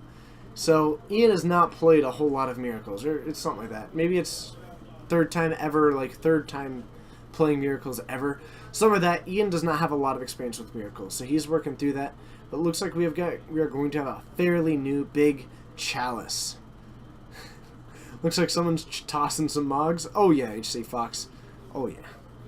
That is just the way. So, we're going to knock down to 12, and it looks like we are going to pick up the deck. That is a game win for Miracles. We're going to see a game 3. Aiden Will 1, thank you so much for the follow. Let us know where you're watching from. And I'll tell you what, everybody who's joined us for the first time within the last, let's say month, if you joined us for the first time since we got the sub button, let me know where you're watching from. I'd love to see where you're watching from. I get to see some demographics through the Twitch dashboard. I know that our top 5 like viewerships as far as country goes is the U.S., Canada, and then it goes into the UK, I believe Australia, and then Brazil. Maybe that's right. I can actually take a look here. I can take a look. Let's see. Oh, no, I was wrong. I'm sorry. It was the U.S., Canada, Germany, the UK, and then Brazil. 12 Ron, you're from Missouri. Very cool. T-Fate is from Australia. Very nice. Tim Smash Gilmore is tuning in from Connecticut. Very, very nice. But yeah, I like that. The demographics are fun, but sometimes it's fun to get a little bit farther past those. The Great Cheese State from Docman. Very nice. Zero Monarchy is watching from Africa. Well, welcome. That's really awesome. I hope you're having a fun time. Fahrenheit, mid-afternoon in Saturday in Australia, so it's a convenient time for us to watch. That's awesome. Well, I hope you're having a great day. Agrippa is from Germany. Thank you so much for Agrippa for joining. From Door County, very nice. Sad LK, where I guess you can be fairly good at. I guess it's always an open door there. Turkish guy working in China, watching from Vietnam. My goodness. That sounds complicated, but that's awesome. Blue Baron from Germany. Very cool. Pirate Metal Troy, you spent 3 months trying to explain Timmy's employee to make a large coffee with a medium. Oh, fair enough. From Sweden, running on water. Welcome. That's fantastic. Legiski. I don't know. Coffee's not gross. We've already established that you're from Canada. Absolutely. And Zero Monarchy. Of course I said it. I say everything, and I'll tell you what, if you're brand new, something to learn about this stream. This is a stream that is 100% recognizes the fact that we wouldn't exist without our viewership. You are all incredible, you are the reason why we exist, and we appreciate that a lot. So when you toss in those comments, those questions, and those feedback, that feedback, we listen. This is a family-friendly stream. Please keep it so. But it's pretty incredible having you all here, and I genuinely appreciate the support that you give us. It's pretty amazing. Oh, look at that! We've got some hearts. I dig it. You're fantastic. All right, it's going to be a game 3. Joe on the play after losing here in the game 2. That does sound pretty sweet. Oh man, I'm running out of time to order food. Oh man. Oh, it's getting rough. It's getting rough. So Deathrite Shaman is out and about for Joe, looking pretty solid. Otherwise, Ian just kicking things off with a Tundra, not going too far into this. Both players starting off at that fantastic life total of 19. Where's your Eldrazi mirror matches? Actually, I think Eldrazi may be out there. But looks like a Thalia coming down a Brainstorm in response. We're looking for a way to go for a Force of Will on this. Thalia, not quite what I expected, but going to be a great way of delaying Rest in Pieces, stopping some of those counter spells, and just delaying the deck overall. Also, I do believe I see a Venser in this, which means that maybe he's playing something a little bit close to the legendary Miracles deck. Okay. No, 19! Could always text you're late. Wait, what? Oh, I don't believe that David is going to be coming. That is my assumption at this point. He never messaged back, so my guess is that he fell asleep. Yeah, it does slow Terminus down a bit. You're good. I was just seeing if anybody was at the door. Like Josh. Waiting on some sweet Jimmy Gallons. No. No. I was holding out hope that someone would order me a pizza, but I don't think they are.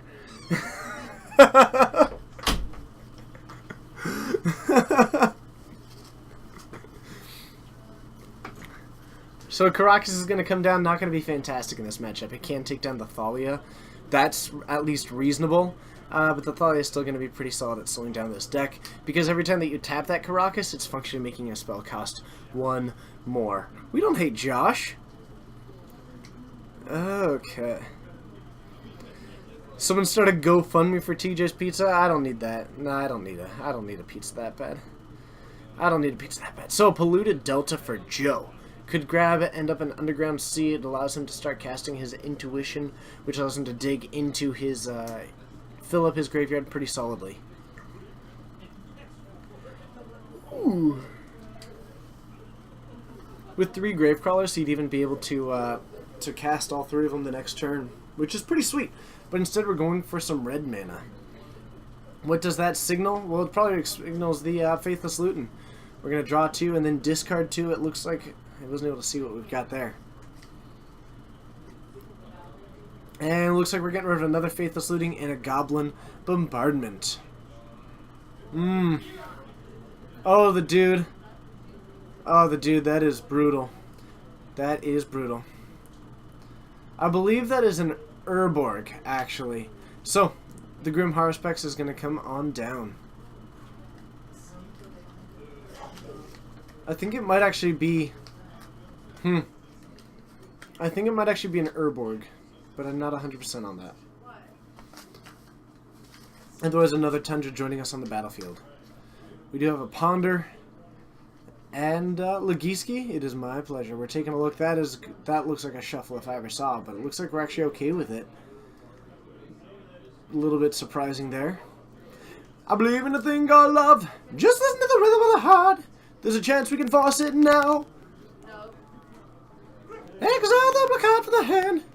I believe in a thing called love. Ooh. Alright. That was awful. I'm sorry. I'm sorry. That's my bad. I shouldn't have done that. I just got in the moment.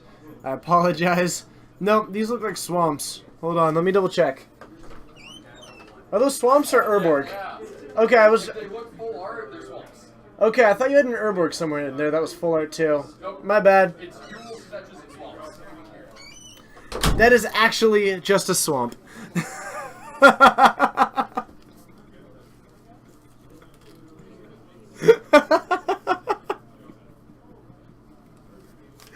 Oh, man.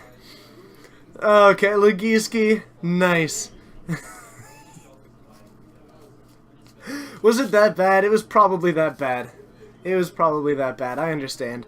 So, a Karakas is out. We do have an Arid Mesa. We can take down the Thalia whenever we're ready with that Karakas. And, of course, Joe not able to establish too much of a board yet at 18 to Ian's 19. But as this game goes longer, both decks get this unusual amount of value. The big thing is that Ian gets farther closer and closer to his very powerful and potent hate cards. But Joe going to go for the attack, which forces him the ability to play it down if he wishes to. We're going to go with a Bloodghast in the meantime. Oh, man.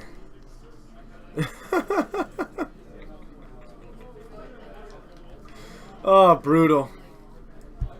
Brutal. I understand. Okay. You never heard anybody sing that song non-terribly? That's okay, you don't have to say any more there. You don't have to say on anymore. But my singing grade curve, fair enough.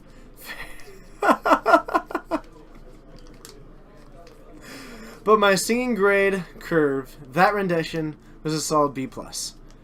It's not sandbagging my grades anymore, the dude, huh? So 4 land from Ian, and what are we looking for at this point? The Thalia is able to come back down. We're able to go for yet another land. We're going to return this and play down what looks to be a Jace. And we're going to minus it, bounce back that. Now we can just start going. I mean, realistically, we could just start brainstorming every turn. Though next turn we can actually just hardcast. Oh no, we can't actually hardcast it. Or because of this we can, so maybe we hardcast the Terminus. If we have the land, what's the best place to Pizza Bravos? Or Brava's Pizza and Pasta. Sad okay.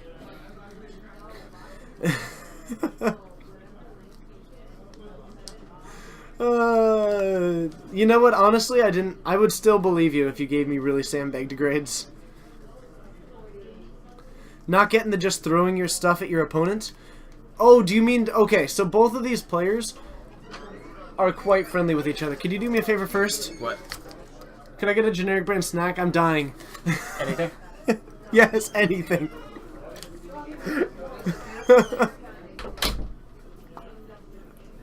Oh, man. Oh, goodness. Yeah, no, they're pretty friendly with each other. And they're just having fun with it. It's not meant to be in any way like an offensive player or anything like that. He's just putting him on the battlefield for the fun. Thank you so much. Whew. All right, so we're at 18 to 18. It's been a while since I've commented. No kidding, everybody. on This is the, Justin. the miracles. This is Justin. Hello. Ian's playing this deck for the 3rd time ever. Yes. We've got 2 Death Rights, which are going to be a good job of grinding this down, but is this Jace going to be enough to start taking over this game? No. All right. I mean, I don't see what's in his hand, but I would be surprised. Not much. Judging by the board state. Mm-hmm. Not a whole lot. Joe has this super sweet Thalia in hand, too. Is he gonna Venser? Mm-hmm. Alright, what's he gonna do? Bounce the Bloodghast? Sure, but he's actually got this cool ability to combine that with the Karakas. Yes. I'm also playing that tonight. Are you? Yeah. Oh, you're doing Legendary Miracles? No. I'm playing... Oh. I'm playing Legendary Creatures in Miracles. Gotcha. One Okay. of which is a Venser. Gotcha. Okay. Am I going to turn into Marilyn Monroe? You bet it. Yeah. Mm-hmm. Anyone looking to get into Miracles also, I would not recommend this Legendary Miracles, as it is probably the hardest version to play. Mm-hmm. And honestly, I'm not sure if the upside is worth the difficulty. It's not. When I tell people that, when I talk to people that want to start getting into Miracles, I always suggest like the generic 2 Entreat, 2 Snapcaster, or 3 Snapcaster, and then just the rest of 4-ofs and a couple 2-ofs. Mm-hmm. Just because that's kind of the... I think it's the best list to learn the tricks. Like... And you're just going to lose so many games to being, like, new to the deck anyway, that you need the free wins that Entreat the Angels gets you. It also lets you learn how to play with Entreat the Angels and Miracles. And Miracle cards, so... The first step is being Joe Lisette. That's not wrong. That is not wrong. It is... In my opinion, I think it's the worst version overall. I think the Mentor version is better. I would agree so. But I guess Legendary Miracles is much better in the mirror. What? Oh yeah, you're agreeing. Yes. Oh, keep talking. Okay, that's a toughie. I'm pretty sure last time I was in your chat was making fun of me for not talking or for being quiet. So. It's alright. That Brainstorm is not on the battlefield, by the way. I'm deceived. No, it's not going to be a very good blocker. Hey, this is Justin. What is that, TJ? You want to see Top Man? So, the Brainstorm is okay. The Brainstorm from the Jace is pretty solid. The big thing right now is that he doesn't have a great way to utilize this counterbalance. The big thing is that about 60% of his deck is just going to be hits. So unless he has another Brainstorm, okay, yeah, he does. Still, I think I would prefer, before I forget, thank you to, what is it? Legiski. Legiski. Thank you. Yeah, that was a nice compliment. Yeah, thank you. I appreciate that a lot. We do need to get you in here more often. Your work schedule works it's right hard now. because I also am just playing a lot. Yeah. But, in the face of a blind, or since you have counterbalance, I would prefer just holding onto the Brainstorms because then you can set it up with the Brainstorms until you find a top. Yeah, and actually... He did find the top, so it worked out, but... And now he can start plussing this Jace, and that's going to be a really nice tool. The big thing is that he does still have this Venser. He can both activate the top and bring that in to get rid of that final Bloodghast, and then start countering them as they try and come back into play. So... Yeah, you could do that. So I think But Ian takes this, countering actually. it doesn't actually do anything, because then he's just going to play a land and get it back. Well, that's true. I think it does do a decent job of slowing it down. It does slow it down, yes. You're right, but... I completely hear what you're saying, though. So, maybe, honestly, maybe I just let the counterbalance trigger, just for the benefit of... And it looks like, actually, we're not even going to bother countering it. No, it looks like he's going for it. Ooh, that Wear and Tear is going to be really good against this deck. Basically, just an Abrupt Decay and a Grim Haruspex can resolve. Yep. So now... What's the win condition for Miracles? You're looking at it. Jace the Mind Jace Sculptor. the Mind Sculptor, Entreat the Angels, and Monastery Mentor. Flash creatures. Well, yeah, that's true. For this version, anyway. Jace the Mind Sculptor. It's better than all. It is very good. I'm quite a fan. So, we're going to plus this up, go for a Fate Seal Goblin Bombardment at the spot here, and we are going to get rid of that one. I actually disagree with that. What? Bottoming it? Yeah. He has a I know. Wear and Tear on top of his deck. In this situation, you don't bottom anything you can't counter. Or you only bottom stuff you can't counter. So Yes. words. I would have liked to keep the Goblin Bombardment on top, Yeah. because that's a It's- dead draw. It is. But, Now, Ian could be thinking, well, what if he has the Abrupt Decay and then, sure. winds up taking out counterbalance? Bombardment is one of the ways that If- Joe could potentially get back into this game. I But think if that's the way to do it, I don't know. Maybe. And he might just be under the mentality of anything else can be countered. But you also have the Wear Tear itself to actually kill it. Well, you have the so- Wear Tear and the Vendilion Click. That lines up every single spell except Abrupt Decay, which is pretty incredible. Okay. So, just going to plus it up again, and I think that is going to end up being our win condition. That's a land. We're going to hold Yeah. on to it. It does, interestingly enough, get those Bloodghast back. Johnny Disco? No problem. Questions are always good. You appreciate that for new Miracles. This guy plays quite fast. He is actually a Kiki chord player in Modern, so I think he's fairly accustomed to handling a fairly complex board state. Or at least a decent, he's good at lining up the next 2 turns and what his game plan is going to be. He's still a little bit getting used to what that game plan is, but he's within the practice of formulating that ahead of time. Does that make sense? Sure. Cool. I think it's really nice that you have such a good back and forth with me. Thank you. Sorry, I'm reading chat and paying attention to the game. You shouldn't do that. Yes. So the Vendilion Clique is going to come on down. Ooh, how much would you have liked him to target himself? At this point, I'm not sure if I really care about targeting Joe. I've been fate sealing him this whole time. Yeah, Like, it getting takes rid of out that card? I don't even want to get rid of the Carrion Feeder. I can counter it. I've got the Wear Tear. No, it takes out the Abrupt Decay. Mm-hmm. Like, now he knows 100% that he doesn't have an Abrupt Decay, but it's pretty easy to tell. I think the fact that an Abrupt Decay has been cast in the last 3 turns is a much better indicator that he doesn't have it. Yes, I agree. Reading chat, that's a mistake, yes. I'm aware. I know. Well, see, I've developed the ability to do all 3, but it ends up being like a portion of all 3. Mm-hmm. So maybe having you dedicate on that one is pretty good. Miffy! Welcome back. It's good having you. We've got a sweet new overlay that I am just completely enamored with. I do like it. I do like it a lot. So we've got the ability to block 1, and we could end up... Looks like no vents are available this time. What are we looking for? We could theoretically... Looks like no swords. This Jace might be taking a little bit of a hit. But is that even that bad in the grand scheme of things? Probably not. I don't know. Bottoming the Cabal therapy? I'm not sure if I... Like, the wear and tear is there. Yeah, I'm not sure what Ian... He's just digging him closer to an Abrupt Decay. Mm-hmm. So, I'm not sure if I agree with Ian there. Now, Ian is going to watch this back later, and he's going to say, you know what? I had a mentality, I had this idea of trying to avoid things, and you're probably right. And that's okay. Ian is someone who's very good at taking, like, lessons and learning them.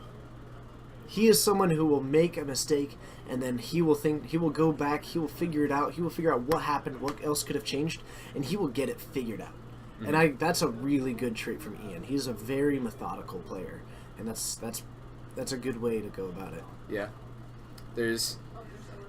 I'm sure you experience this all the time, but there's times when what I would give to get into a Magic player's head to see what they're thinking.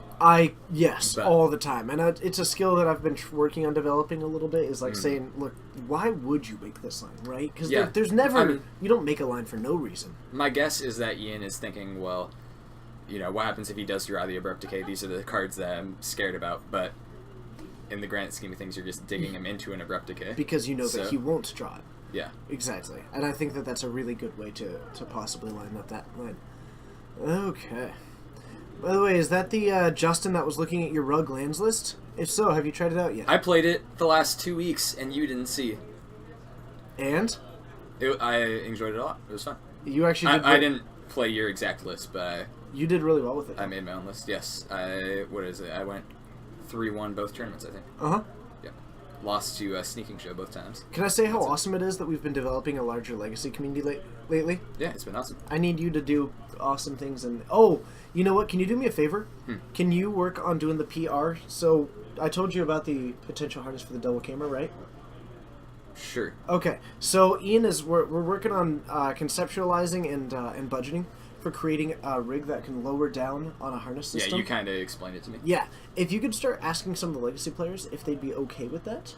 I'm trying to communicate to all the players so that it doesn't surprise them, and so that it's something to where they aren't because obviously it's upgraded hardware. You don't want to be intimidated by it, I do not think that they would care. But I think I agree, and I hope that that is the case. But I think that'd be a much better movement by us to say, if they do have any concerns, that we can actually address them. Sure. Thank you. It's just you're out there and I'm not. Yeah. Or if you could just ask Ian for me, he's much more familiar with the rig.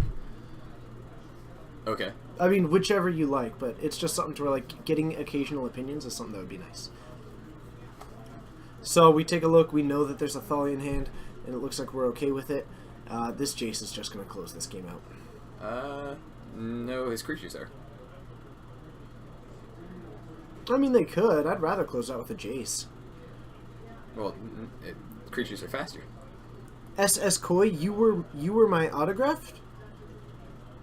What? I'm confused. Huh. Justin for in-store PR. Yeah, you're right. Justin being a PR person as a silent, as Yeah. a stone statue. I mean, I barely talk to my opponents, so. And a rest in peace. You think this game's done yet? I mean, that's not like the game's done. The game's done because he's picking up his cards. Fair enough. The game was over a while But ago, yeah, realistically. So that is going to be the end of that one, and we are actually at the end of the round, so Yeah, that should be. I guess that's Should be it. everything. Let's head up to the booth and let's get ready for round 3. I'll see you all up there.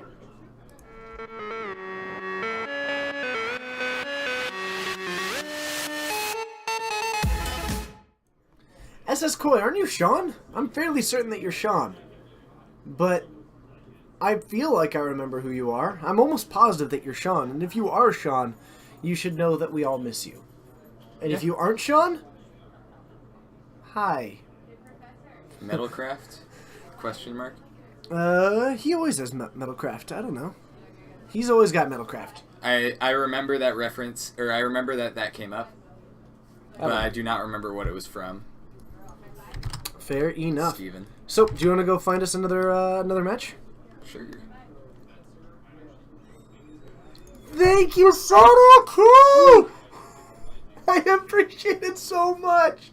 Oh, I'm so hungry. Do I get a piece of pizza?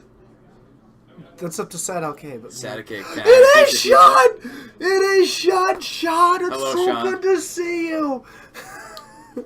And even though it's saying your name, I hope you're doing well, and I hope that Alaska is amazing, and I hope that life is good. But look at this, we upgraded things, We and we did. got a sub button, and we've been streaming for over a year, and the things, Justin, It's been a good year. It's been a great year. It's I've been having really a lot of hot fun. in here. No, I'm really warm. I guess I could have taken the low-hanging fruit there, but... Oh, man. We did it, guys. We did it. We did it. Justin for in-store mooch. Too. I can accept that. Doesn't Joe play a version of Zombardment 2? Yes, he does. Yes, he does. So let's get ready for round 3. I'm so excited right now. Sean's in the chat. Pizza's on the way. I'm kind of blown away by that one. Sad LK, where's Doro? Doro, can we get some grace for Sad LK? We need some grace for Sad LK. TJ's been mega huggy lately. It's been a really good month. It's been a really good month. 153 subs. 1 out of 5 for our sub goal for the day. Crushing the sub goal on Wednesday with 21.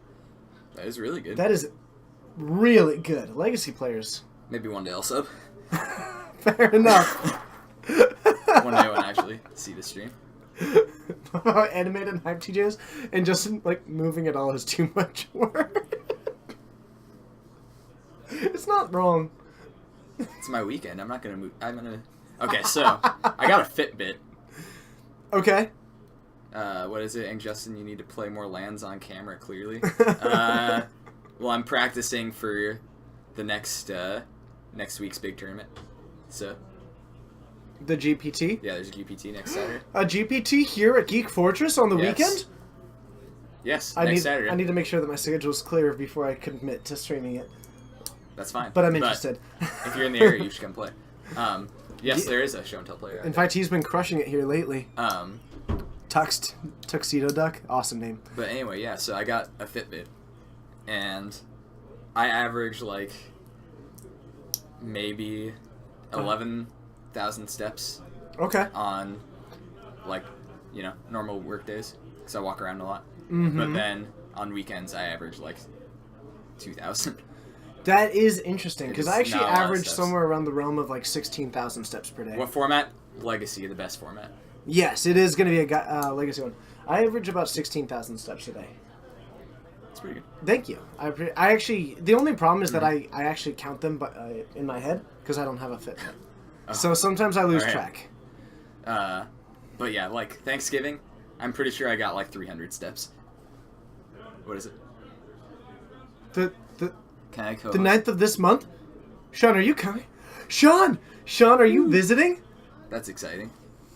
Of course you can. Sean's coming back. We miss Sean here. Sean, by the I way, haven't seen Sean in a while. Sean was one of the people who he was the original concept creator He was for the the stream. original David Bradbury. He was the mind behind the stream. He is the one who first said, "Let's do it. This is how." Yeah. Like that was Sean.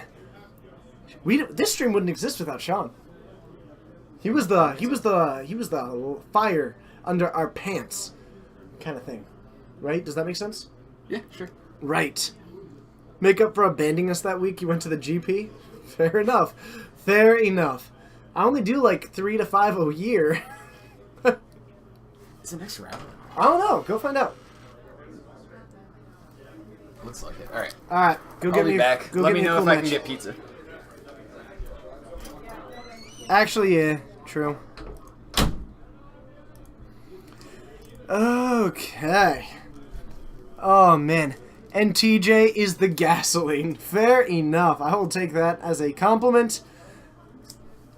Let's get some Todd Stevens gas emote in there. I don't have it from this account. I have it from my other account. But thank you everybody for joining. We should be diving in soon. Let's take a look to all 123 of you. We've got that ABC. It's 1, 2, 3. Should be fun. We're heading into round 3 of 4. Thank you for joining. If you haven't yet, hit that follow button. And of course, feel free to sub if you feel the means and that you have the means and that you have the inclination. You can go for that and join us more in the future. Support the stream and the different upgrades that we have in mind, and join that sub-only Discord. And of course, get access to some super sweet emotes, which are always fun. And we're working on getting some more of them for you. Also, all kinds of things. I sent out an email today which highlighted some of the things that we are currently working on. Hopefully, those things are all exciting for you. And of course, the Discord is also a good spot to start just letting us know different things that you have for ideas. In the meantime, you're all incredible, and thank you so much for joining. I look forward to seeing you all, and for joining us, hopefully for, you know, if you ever are thinking to yourselves, man, why doesn't Geek Fortress stream more? Well, be sure to check out all those streams that are part of the Rogues Gallery. They're all fantastic streamers. I'm a big fan, and it's a good way to get to scratch that itch of Magic streams. And not too Tim SSJ94, thank you so much. Second sub of the day, 154th sub, absolute rockstar. Let me know what your name is, which is Tim, and let me know what your first ever Magic product was. But Tim SSJ, it's been some time. Please remind me, but I believe that you are from Germany and that you did a little bit of streaming yourself. But let's get some hype in the chat. It's great having you. Welcome back. It's been some amount of time. And I'm excited to have you joining us again. We have Jesse versus... Who's on what side? Jesse will be on the... or facing the wall. Okay. What's Larry? I forget Larry's last name. He comes here every now and then. I know, I'm trying to remember right now. Remember? I totally am spacing. Larry. What's your last name? That's it. Okay. Okay, and then Jesse's playing Show and Tell. Right. And then I do not know what. Let me see if I can snag a peek. Okay. Something with Umezawa's Gita. Maybe a Stoneblade deck? That'd be my guess. Okay. Alright. Alright. I can work with that. Thank you. Okay. Oh, look at all that hype. Is there a difference between the money you get from Prime streams or not? There is not, Lasareth. There is not. It is exactly the same. Zero Monarchy, is this the new Star City stream channel? What do you mean by that? I'm actually a little bit curious about that one. Something about Larry Bird from T-Fate. I can totally dig that. Prime streams can't auto-renew. Lasareth! Thank you so much for the support. I know it's a Prime sub and I really appreciate it. It's awesome having you. Let me know what your name is and let me know what the first Magic product that you ever got was. But that's so awesome.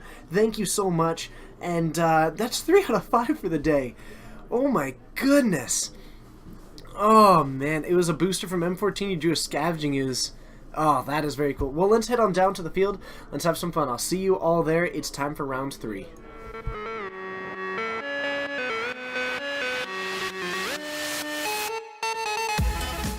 Alright.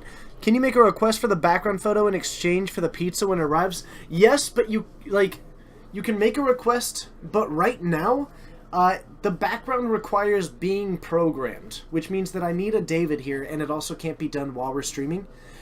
We changed our system, and eventually we're going to have something where we can shift it as it comes up. But we will eventually be making it to where it's a bit more easier. But at the meantime, you actually have to go into the code of the overlay itself to change it to search up a different file. Oh, man. I mean, if you keep this up, you can hit legacy players on the weekends that don't like standard or modern. Oh, every Friday we do it. Every Friday. I don't think that we'll get an easy 1,000. I think this is... I mean, we tend to average between like 100 to 200 on these streams. Okay.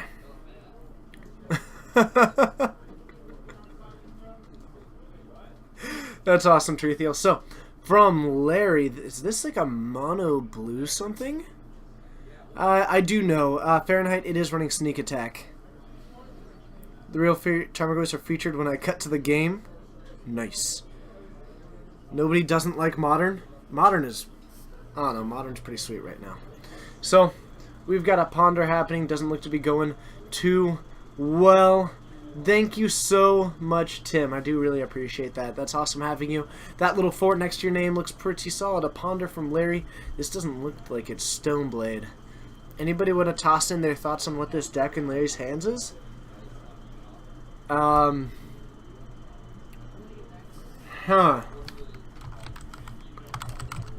Anybody want to toss their hat into that ring?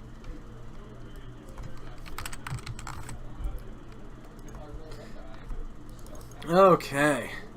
If that's the case, then you can save a different image to the file it's currently pulling from, and we update it in real time. Still can't. Still can't. It's actually, it's a little bit more in-depth than that.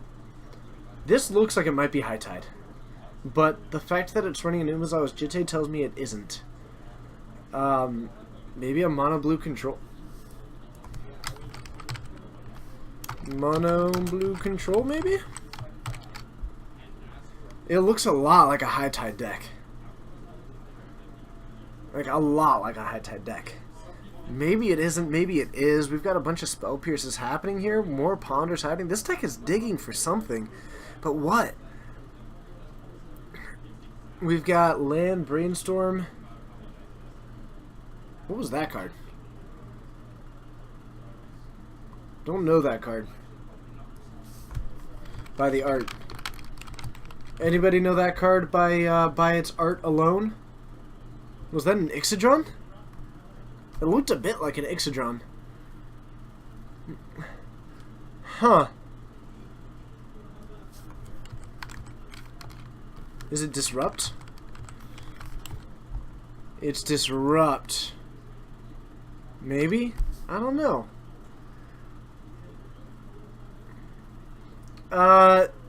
Captain, it only pulls from the newest art. I can't get that for you, unfortunately. How about I get you that? Oh, maybe a Ray of Command. A Stifle getting cast here? I think that you're right. I think that was a Ray of Command.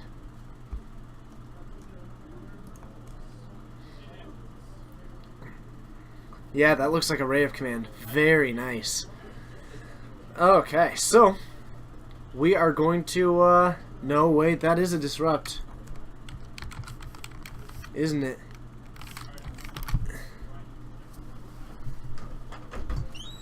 Is that a Disrupt? Different arts. Yes, he's cast Disrupt twice. There's only one with different arms. I've just been trying to figure out what that is. Cool, thanks. Oh, that's awesome. That's super cool. Okay, so we've got Disrupt. Counter target instant or sorcery unless its controller pays 1. This is the most mono bluiest of mono blue. I love it. Oh man. That's what Tim, sleep well if you do fall asleep. So we've got Brainstorm, Ponder, Daze in hand. I believe he did draw off the Disrupt.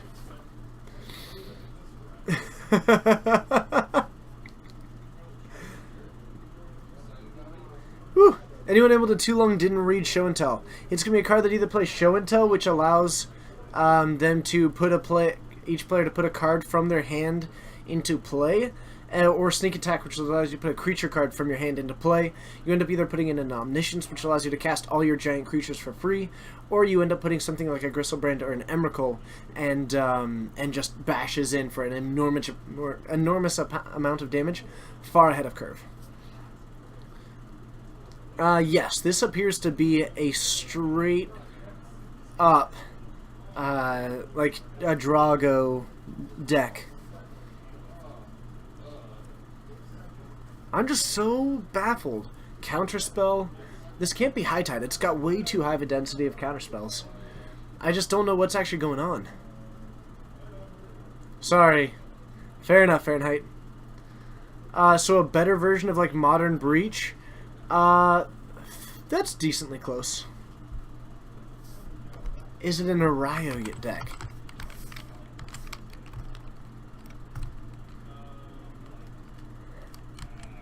Huh.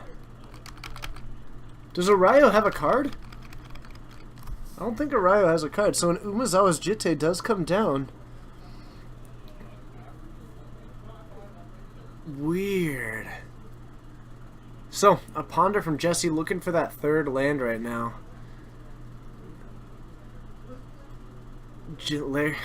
Larry loaded up with cantrips. He could actually double daze this if he wanted to.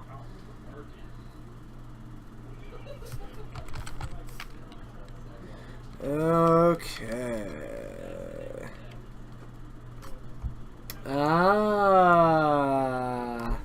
So we're thinking that it's this card. That...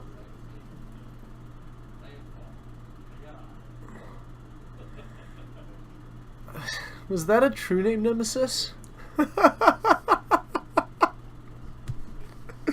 So we're gonna untap and play a True Name Nemesis, and then suit it up with a Jitte, and then just go.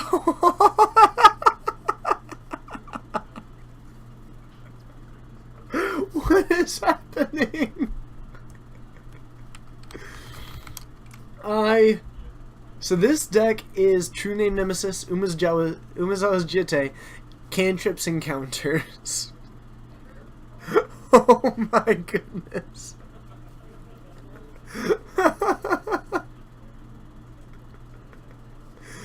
Oh man, this is absurd. You want a new board of double-sided Arayo so bad? Yeah, that'd be kind of cool. Oh man, it's technically Merfolk control. It's rogue control. Now this is pod racing. We're gonna bash in again.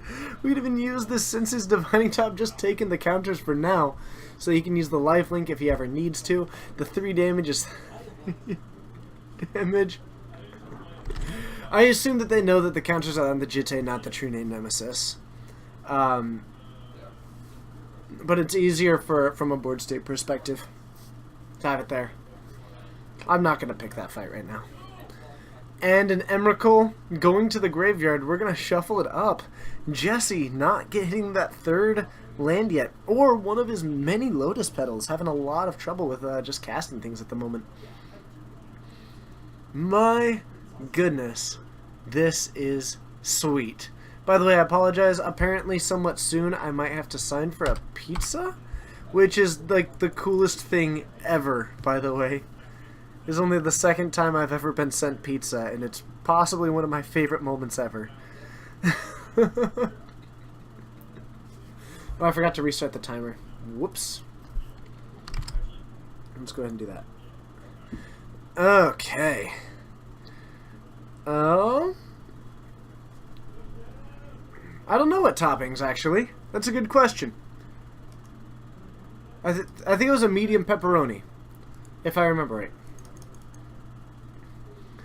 Okay.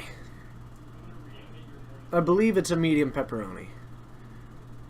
You got it, Sad LK. So, a Gristlebrand going to the graveyard. We're swinging in for 3. this is just...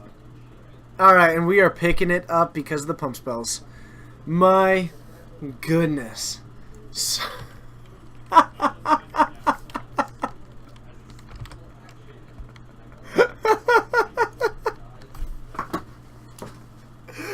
Yes! Mono blue. Oh man, this is great. We're gonna call it True Name Control. Yes, this is the coolest thing ever. Just a straight up True Name Nemesis control deck. What do you even do against that if you're Jesse? Oh my. This is, by the way,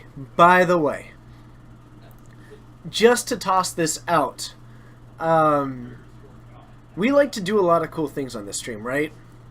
Like, we like to do cool things, we like to show popular decks, we like to entertain, we like to do all kinds of things. But, you know what's really cool? Is that we get to do things like this. We get to showcase a deck that you would never ever see anywhere else. And that is just so freaking cool. Like, it's just awesome. The fact that we get to sit back here and you get to sit or to stand or wherever it is, but we get to be here and we get to just watch some amazingly cool things happen with Magic. And sometimes we see the super established decks, but sometimes we get to see things like this, which are just awesome. Which is just awesome. It's so cool. So thank you, Larry, for playing this. Thank you all of you for joining. And I hope that you enjoy. Like, I genuinely hope that in addition to some of the other things, like there's the fact that we interact with you a lot more than other like live streams. There's a lot of things, right? The big thing is hopefully you all enjoy the fact that we get to showcase such a wide swath of what actually exists in a given format. So you're all incredible, and you're all amazing, and I appreciate each and every one of you so very, very much. You are, yeah, this is just something that I look forward to every single day. So thanks for being a part of it. Sorry, I was getting... Sappy TJ gotta be Sappy TJ. Oh yeah, we got some subs. We got some subs. So I gotta wear Steven's handmade magic card tie. So now we've got a magic card tie, which apparently, according to Steven, gets all the subs. That's what I'm told. So, we're going to go back up to 20. Jesse going to be on the play. Really looking to hit that third land, which was a pretty key part of why he didn't win that game. At a certain point, all he needs to do is resolve one of those main spells, and I don't think that he can lose at this point. Hopefully, Sappy TJ is one of the things that you like. At least it doesn't take a ton of time, but I think that it's important for me to take the moment and make sure that all of you know that you are appreciated. Phenomenal, it's good to see you. I bet you're looking snazzy too. Maybe the tie and you have a mystical bond. Maybe that is it. I don't know. It's a pretty neat looking tie though. But thank you everybody for getting us there. We are now at 3 out of 5 on the way to our sub goal for the day. That's awesome. Looks like we're all tied up. Oh man. Jesse is playing a sneak and show list. It is in fact sneak and show. It's a thing at least. Okay. Huh. That sounds pretty dramatic, Albino Bear.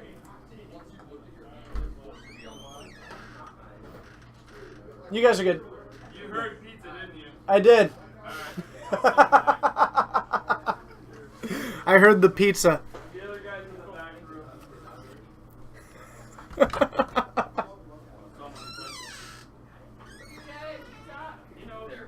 All right. I said pizza, and then I heard the door open. I had a sense about it. All right, I'm gonna have to sign for a pizza apparently. And let's see what happens. Otherwise, we're just going to look at their opening hands a little bit.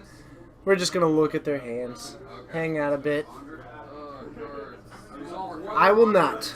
I will not. Oh, I'm waiting for it. It's going to be so exciting. I'm so excited, everybody. Wait, did you tip yet? I did. Okay, was it 5? Yeah. Okay, perfect. Did you read the chat to know? No. Oh, He just showed up. I know. They said to give a $5 tip for it. Oh, I always give $5 tips. Perfect. Also, or something. Yeah. I'm so excited. You got pizza. I got pizza. What are you doing? What's the rule, Coleman? One rule. Not that rule. Go ask Maeve what the one rule is. Go ask anybody out there what the one rule is. I already know what the one rule is. I just haven't eaten all day and I'm starving. Alright, so My dope hand. we've got a Delver. Now it runs Delver? I don't know what's going on with this deck. Thank you, TJ. I don't know what's happening with this deck. He always tips 5. Only the strongest feed? That is the one rule. Alright, so what have we got? We have got a Delver of Secrets. Oh yeah, hold on. Can you tell Coleman he owes me some napkins? Can you tell Coleman that he owes me a napkin? Thank you. I'm good. I'm good. Okay. So, Delver of Secrets on the battlefield. From Jesse's side of the battlefield. We are losing a little bit of life. Less than they're demonstrating, though. Less than they are demonstrating. I don't think that life total is entirely accurate. In fact, I would say that Jesse is probably in the 19 range. Probably. Actually, it might be in the 18 range. So, let's go ahead and do that. Yes, the dice are wrong.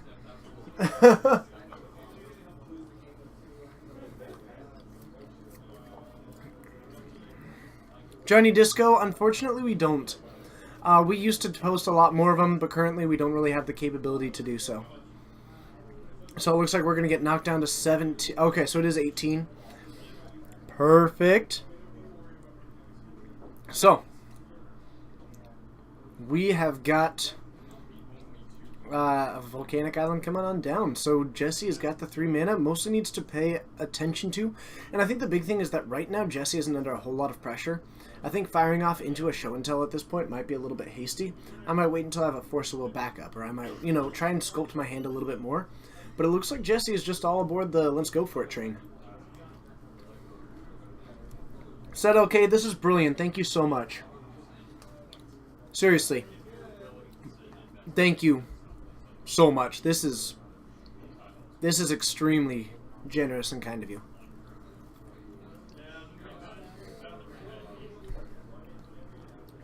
So another swing for 1. We're going to go down to 17. Yeah, I think if I'm on Jesse's side of the battlefield, I might just try and be a little bit more patient. I don't need to fire it off just yet. It's going to keep getting countered. This is going to be another Spell Pierce firing off. Jesse may have been assuming that he could just keep firing them off because apparently we have 3 of them or so. Thank you, Doro. I appreciate that. And now that we're bashing for 5, we just don't have time anymore. You've got 3 more turns to do this. They're still completely untapped. You've got mana to pay 1, but this just isn't enough.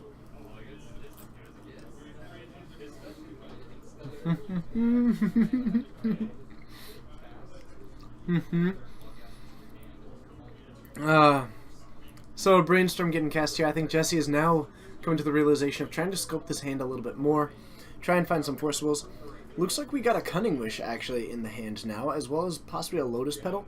That might help to pay for some of that counter magic, since very little of the counter magic was actually a hard counter.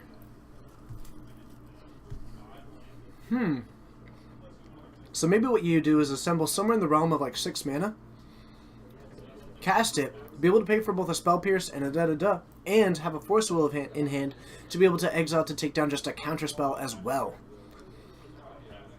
Phenomenal. That is a Insectile Aberration. Okay.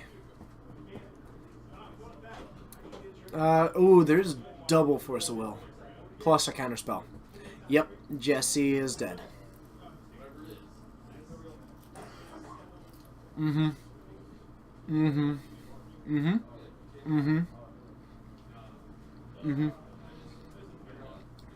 You are not wrong, HC Fox. It would take some pretty incredible something or other to go about it this way. Maybe just a particularly potent hate card might be able to take it down, but at this point, Larry has got it pretty locked up. I'm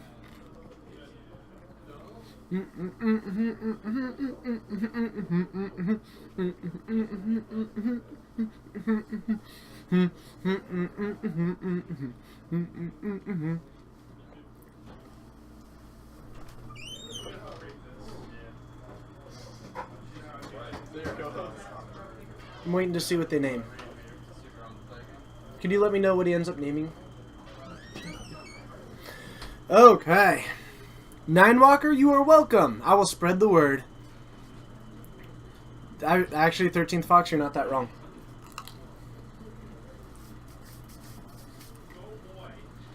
You are not wrong.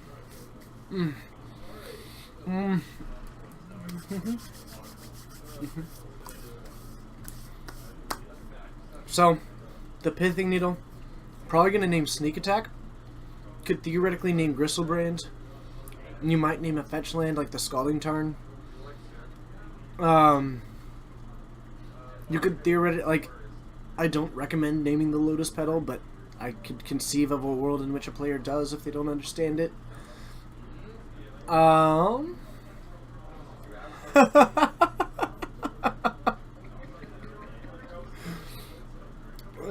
man. I am so in love with this pizza. I am in love with his pizza. And we are going to find out what we end up getting.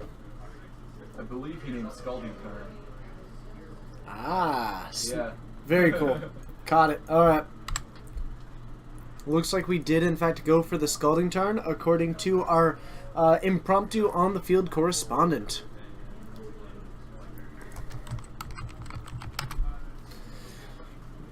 So, ooh, alright. That is a lot of mana, actually. Sneak Attack coming down, but it's just not going to be enough. Between the Force of... like, there's a Counterspell and a Force of Will. If Jesse happens to have 2 Counterspells, then maybe. But at that point, like, with only 2 cards in hand, it's either he goes for that or 3 cards. He would have to have 2 good and resilient counterspells. You force him to pay 2 more. That's not going to be enough, though. I think you let this die, and then you end up taking some more damage. That is unfortunate. Huh.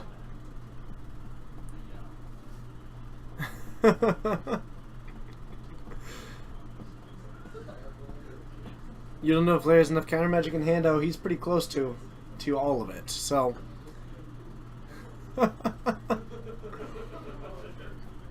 we are looking pretty good.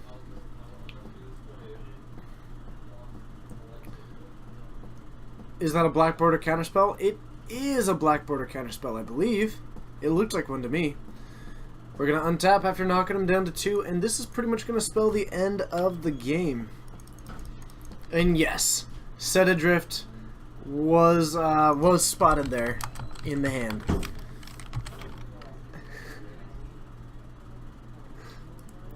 I'm actually, like, big kudos to Larry, by the way. Winning with this deck, and this isn't anything against the deck, but this is just so completely out of left field that I don't think that anybody saw it coming. And Larry is just coming in and just doing awesome things with it. Just Delvers, Snapcasters, True Names, Counters. That's it. That's the deck. That is just beautiful. I love it. I absolutely love this. Larry's deck is sweet. Larry's deck is absolutely awesome. And I'm not even sure if we've seen a Brainstorm yet. I think we have. Have we? Not many. But he takes this down in 2 up against Show and Tell, which is a particularly potent deck. That is awesome. Absolutely love it. Cannot get enough of it. I like it. I love it. And I want some more of it. But in the meantime, we're going to have to go back into the booth and try and get a backup match for you all. Let's head on up there. You are all awesome.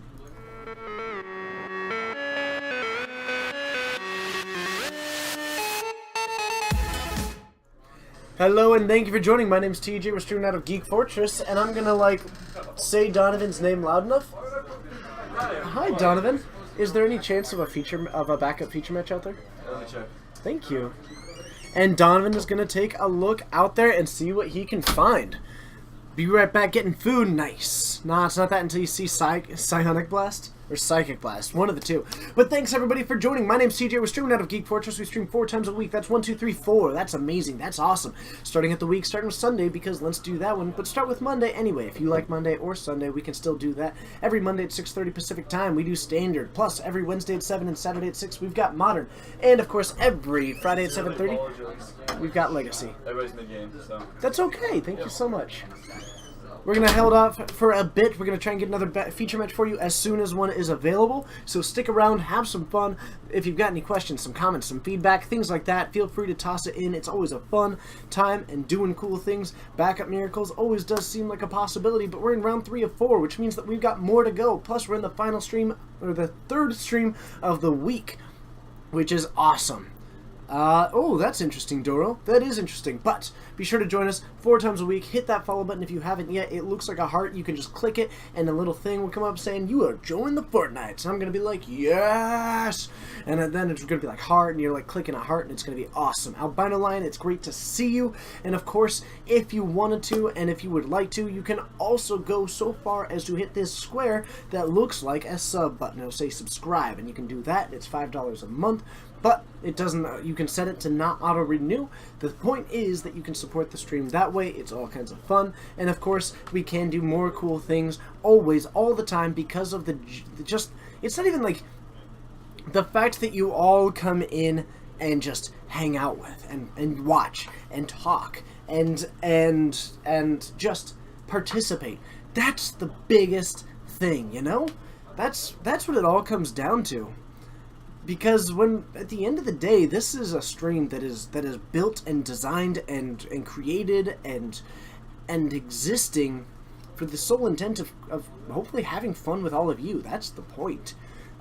You know, this isn't a stream that started out making money, and really it's not making money now because all the money that we get is going back into the stream. It's going back into doing cool things. I'm not taking a cut. Other people aren't taking a cut. Captain, absolutely, lurkers count. You are incredible. The lurkers are amazing. The lurkers are the people who make it to where I can comprehend all of the conversation, and yet they give us that silent support, which means the world to us. But all those different, it's a lot of fun, and the fact that I get to do this is wonderful, and just that support through just viewing and sharing these moments is pretty exciting for me. But let's watch more Legacy, because we do that every Friday at 7:30, and Legacy is fun. Do we not like Legacy? In fact, let's go ahead and ask a question and get everybody doing a little bit of that talking. Everybody, everybody, everybody. Lurker can't be the target of... No, nice. No, yeah, I totally get that, Albino Lion. So... everybody, what is your most underrated Legacy card? Let me know. Toss it in there. Toss it in there if you want. Maybe you've got one. What's the tech that you always feel like people don't respect enough? Donovan, on one hand, would say Island Sanctuary. There's just a lot of different things to be seen there. So, feel free to dive in there and have some fun. Force of Will, nice. Standstill, Birthing Pod, Propaganda, Price of Progress, Slim Shady, I can agree with that. High Tide from John High Tide, makes sense. Notion Thief from Fahrenheit, Swerve from 13 the Fox. Bold and I love it. Oh man, Swerve is sweet. I will give it that. I will give it that. What else have we got? Deathmark. Deathmark getting called for a little bit. Invasive Surgery is actually quite good. I like to see that one a lot more. Tireless Tracker from H-Dog. That one has been picking up a lot lately. Annul from HC Fox. I think the biggest thing about Annul is that why wouldn't you just run Counterspell in that case? Because isn't it blue? But still. Let's see here. You've got, Squelch from Big Old Daddy. I can totally agree with that one. Cephalid Illusionist from Caleb Van Vector. That sounds spicy. Goblin Welder and Aethersworn Canonist, always popular. Annul is 1 mana, then that's pretty good. I could see Annul getting played more. Stormcrow's the only right answer. Divert is always fun.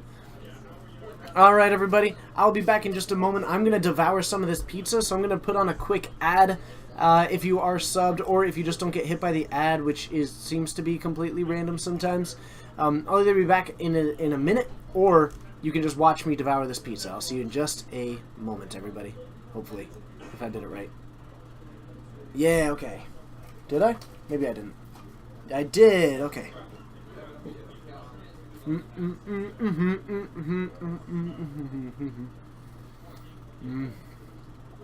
That is good pizza. Imperial Recruiter is a good one. Ah.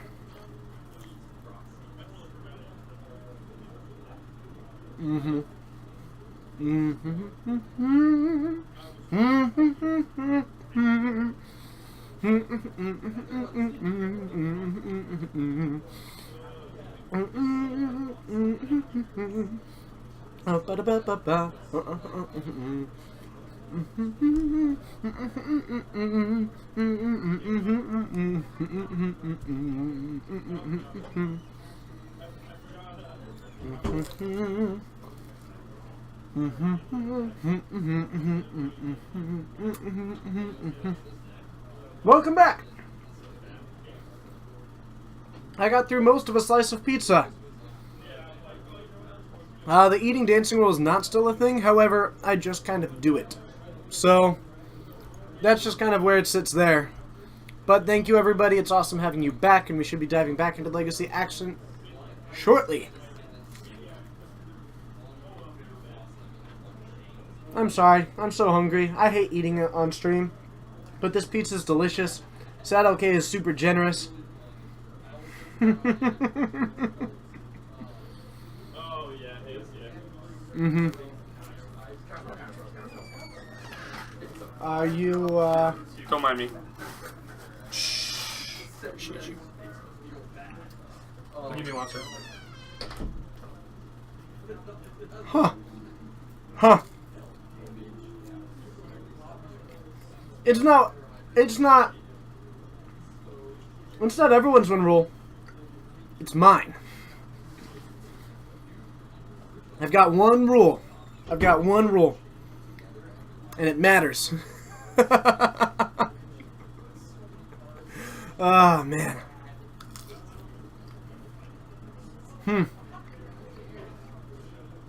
We haven't had a new game. Oh, first it was 5 words. You know what? Does anybody have any thoughts on what a new game could be? My eyes are so blue right now. They aren't normally blue. If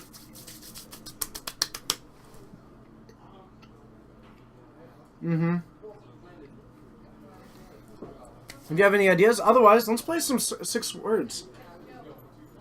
I'm happy to. I'm down for some 6 words. Basically, you just type at Geek Fortress 6 words and then a question, any question. Can be magic related, can be life related, as long as it's family friendly. That's basically the one rule that it comes to with questions.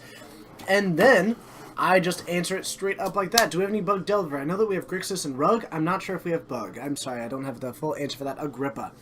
Magic Pictionary. Ooh, actually, I would love to do Magic. We aren't set up for that one. I'm looking at doing that one possibly on a home stream when I do that one. Yes. But what is my rule? Don't be touching my food, yo.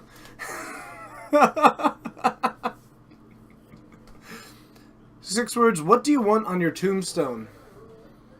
Probably words, name, birth, death. 6 words. How much... Oh, wait. 6 words. Who is the most Christmas-themed deck tonight? Most Christmas-themed deck tonight. Jesse. Sneak and show is present. Alright. How much pain do I wish on the next person who takes a piece of my pizza? I don't wish pain on anyone. What is the best animal to have as a pet? Mr. Mime. He cleans stuff. 6 words. Thoughts on cephalid breakfast? No thanks. I already ate. Ha. 6 words. Best era of music in American history.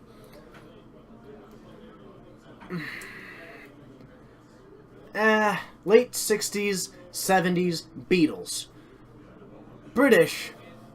American. Just because America got so fixated on the Beatlemania. But the Beatles were, I think, the best band to ever be a band. As far as just what they did and how they did it. So, that would be my personal pick. 6 words. Why don't I have more lands on stream? People can only play one turn. So I guess that puts a distinct limit on the number of lands that we can have on stream. As many turns as there are. 6 words. What are the 7 best things about Legacy? The 7 coolest decks are best. Alright. 6 words. Explain heh in Oxford Dictionary. It's kind of like humph, but lolled.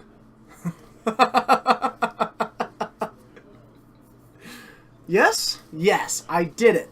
I did it. Why is Taylor Swift the best pop star? When people hate, shake it off. That's why. Because she has the perfect mentality about it. Because the haters are gonna hate. And the fakers, they're gonna fake. But she's just gonna shake. Shake it off. And that's what we all gotta do sometimes. We all gotta shake it off. That's just what it's all about. 6 words. Why do you listen to Nickelback? They had one decent album. Once.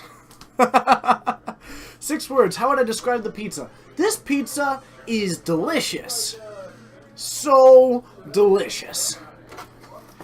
Would you like to sit?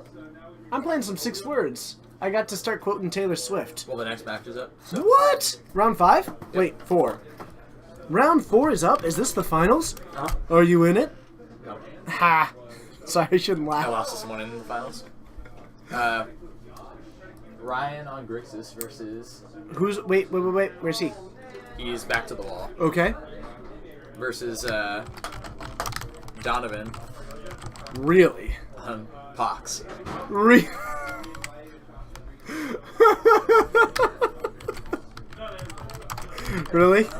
Yeah. Enjoy. And this is Grixis Delver? Yeah. 6 words. What do I think about red, white, hate bears? Hate bears plus red equals awesome. Yes. Hey, Sword MN, you are my featured viewer of the day. You are awesome, you are amazing, and I look forward to seeing you more in the future. Thanks for being a part of the stream. You are the featured, and you are amazing. 6 words. Where does all my energy come from? A genuine joy and passion for life is the best answer that I've got for you. Like, I just love it, you know?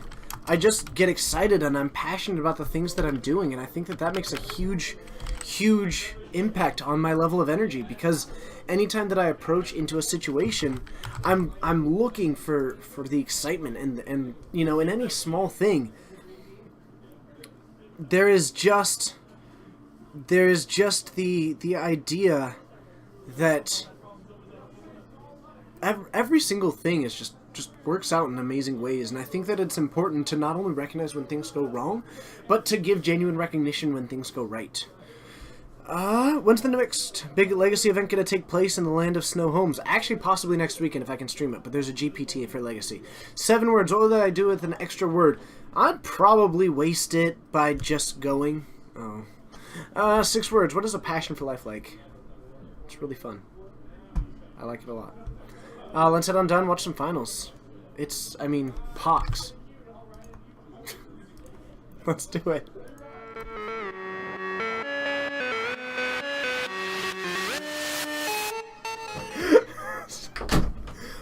Pox versus Delver. Welcome to Feel Fortress. I'm sorry. They asked the question and I had to answer it truthfully.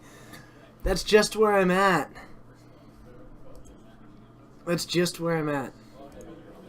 Whew. Looks like Getting Sappy lost a bunch of people, though. So thanks to everybody who stayed. I hope you enjoy your night, all the people who left. Or day, or morning. Whichever it is. Why is Pox on camera and Lands isn't? Because it wins? Gotcha. Oh, man. Well, the Delver player is going to suffer greatly, then eke out a win. Would you? Yes, I do. Come join me, Joe. By the way, they're like, why is Pox on camera and Lands isn't? I said, because Pox wins. Yeah, that'll do it. I got him. Touch your knuckles to my knuckles. Boom. What's my favorite thing ever, and why is it viewers? Viewers. Because they are genuinely good. Like, they're just good people, you know? Yeah. What's up, Doro? Ah, man. Also, I like the super fancy background we got going on. Right? I know. You haven't seen a new overlay, have you? No, I have not. This is looking spiffy. So, a Delver of Secrets coming on down for Ryan. Pretty solid, also with Donovan not kicking it off with a smallpox right off the bat. But an Innocent Blood is going to do pretty close. Yep. Each player sacrifices a creature. Sounds like a pretty symmetrical effect. Right? A lot of very symmetrical and yet very one-sided effects going on in Legacy. So the Death Ray Shaman is not bad. If it survives, it's got a lot of room to work with. Yeah, unfortunately, It won't. Grixis Delver isn't a deck that's known for, pumping out tons of creatures. So if Pox is able to keep up its Innocent Bloods, its Smallpoxes, Ryan's going to have a really hard time getting a good foothold in this game. Unless he gets, like, a young Pyromancer next turn. It's true. Like, that just strikes me as what needs to happen, right? But... Because anything else is going to lose. Like, this is a deck that runs 14 lands, not including the Wastelands, which only cast really... Anything in this deck? I don't think they cast Young almost anything. Pyromancer Liliana? Sure. Yeah, I think that's that a majority of it. Is that a Curse Scroll? Could be. I did not get a good look at it. Yes, it is. This is one of the oldest techs of, like, Burn. This is like... It is a good card when you can get it going. Oh, man. Ooh, fancy. But you may have gone to a 20-man tournament with 4 Pox players. That is brutal. Ooh. I'm sorry to hear that, John Hightide. We have had coordinated, 8 to 10-man tournaments here with 4 stacks and or Pox decks. That was fun. It was a little silly. So, upon are going to happen here, but yeah, as long as Donovan's able to capitalize on these lanes, the big thing is that Ryan needs to resolve a resilient creature. He needs to get 2 creatures that they're resilient to something like a smallpox. Yep. He needs to get a big creature out because he is not going to have these lands for long, and he cannot act as if he is going to be able to continue to cast spells throughout the game. That's not where he's at. Yeah, I mean, a Young Pyromancer is definitely going to be a very good creature for him to be able to play. That way, every land he's got, he's able to really capitalize on, getting another creature out. And that's his biggest concern at this point. But, casting this, or I guess playing this Wasteland, is just not where you want to be. No. Attacking for 1 with a Deathrite Shaman because you have nothing else to do is not where you want to be, but you don't have any other options. Exactly. He's actually just going for the pass, and that's interesting. Maybe just trying to get the land to... Yeah, could just... I don't know. I mean, he's got the bolt, so that's better than nothing, I suppose. Why is Cursed Scroll good? It looks awful. That is a great question. So, you name a card, reveal a card at random from your hand. If it is the name card, it deals 2 entire creature player. This deck excels at having no cards in hand. Yes, so then on your turn, you untap, upkeep, draw. Alright, Cursed Scroll. I'm going to name a card in my hand, and then I'm going to reveal 1 card at random from the 1 card in my hand. If I guess correctly at what 1 card I reveal, I'm going to either deal 2 to a creature or player. Oh look, I'm very lucky at guessing 100% odds. I'm now going to either play or discard this, and do it again next turn. And when you're looking at a deck like Pox, which is the icon of the O'Brien School of Magic, which is resource denial, you cannot lose if your opponent can't play. Yes. That is the point of this deck. Getting to that point means sacrificing a lot of your own resources as well. It means that you're dedicating a huge portion of your deck to eliminating their resources. But the big thing here is that Donovan has one hyper-resilient, hyper-consistent win condition that when your opponent can no longer... It doesn't matter how fast the ability is. It doesn't matter how powerful the ability is. All it cares about is the fact that every single turn, you're going to deal that damage. That's it. That's all you need, because your opponent doesn't get to play. They get to wait for you to finish. This is just the most consistent way that they have to do it. Yep. And, yeah, someone in the chat, where did that go? Yeah, Ragmar. Yes, it can afford to be that slow, because what Pox is playing is Pox and Smallpox, which destroys creatures' lands and makes players discard, and it's got Liliana of the Veil, which is destroying creatures and discarding cards. It's playing, you know, just tons of effects like that, so that all of its resources are going into destroying its opponent's resources. So it's not that, you know, oh, it's sitting here doing nothing, trying to play the Cursed Scroll game while its opponent is just playing their own deck. The main goal of Pox is to make sure neither player is doing effectively anything. And then you just kind of have the Cursed Scroll going every turn. The big thing that's happening right now is that Donovan never hit his 3rd land drop, and his 2nd land drop was a Wasteland. Yes. Having a lot of trouble with that. Yeah, the fact that Donovan is the one currently behind on mana is giving him a lot of trouble. And I think we are... Ghost quartering his own swamp, I guess, for the double black, it looks like? I think right now we're looking to cast a Smallpox just to try and get rid of this Death Red Shaman. The big thing is that you end up with nothing. And Ryan has a hard-casted hard-cast force. Untap. Wow. And functionally kill you. Yeah, I mean, that is not looking good. And it looks like we're going to pick it up. Yep, because Ryan presenting 7 damage right there with the bolt in hand, so... And what we did see was actually one of the key cards that I think is a little bit indicative of why Smallpox or Pox decks aren't really around anymore, and that's that Gurmag Angler. And obviously it hasn't been a deck for a long time, but this is one of the things that really seemed to solidify it for me. The fact that when you have gotten your opponent down to no resources, they can't cast their spells, they can't cast overly effective creatures. The fact that there exists, the fact that you have been fueling this for them, if they draw their 1 land, they put it in, they cast a 5/5, you don't have a whole lot of options for dealing with that. Smallpox is great. Pox itself is great, but beyond those spells...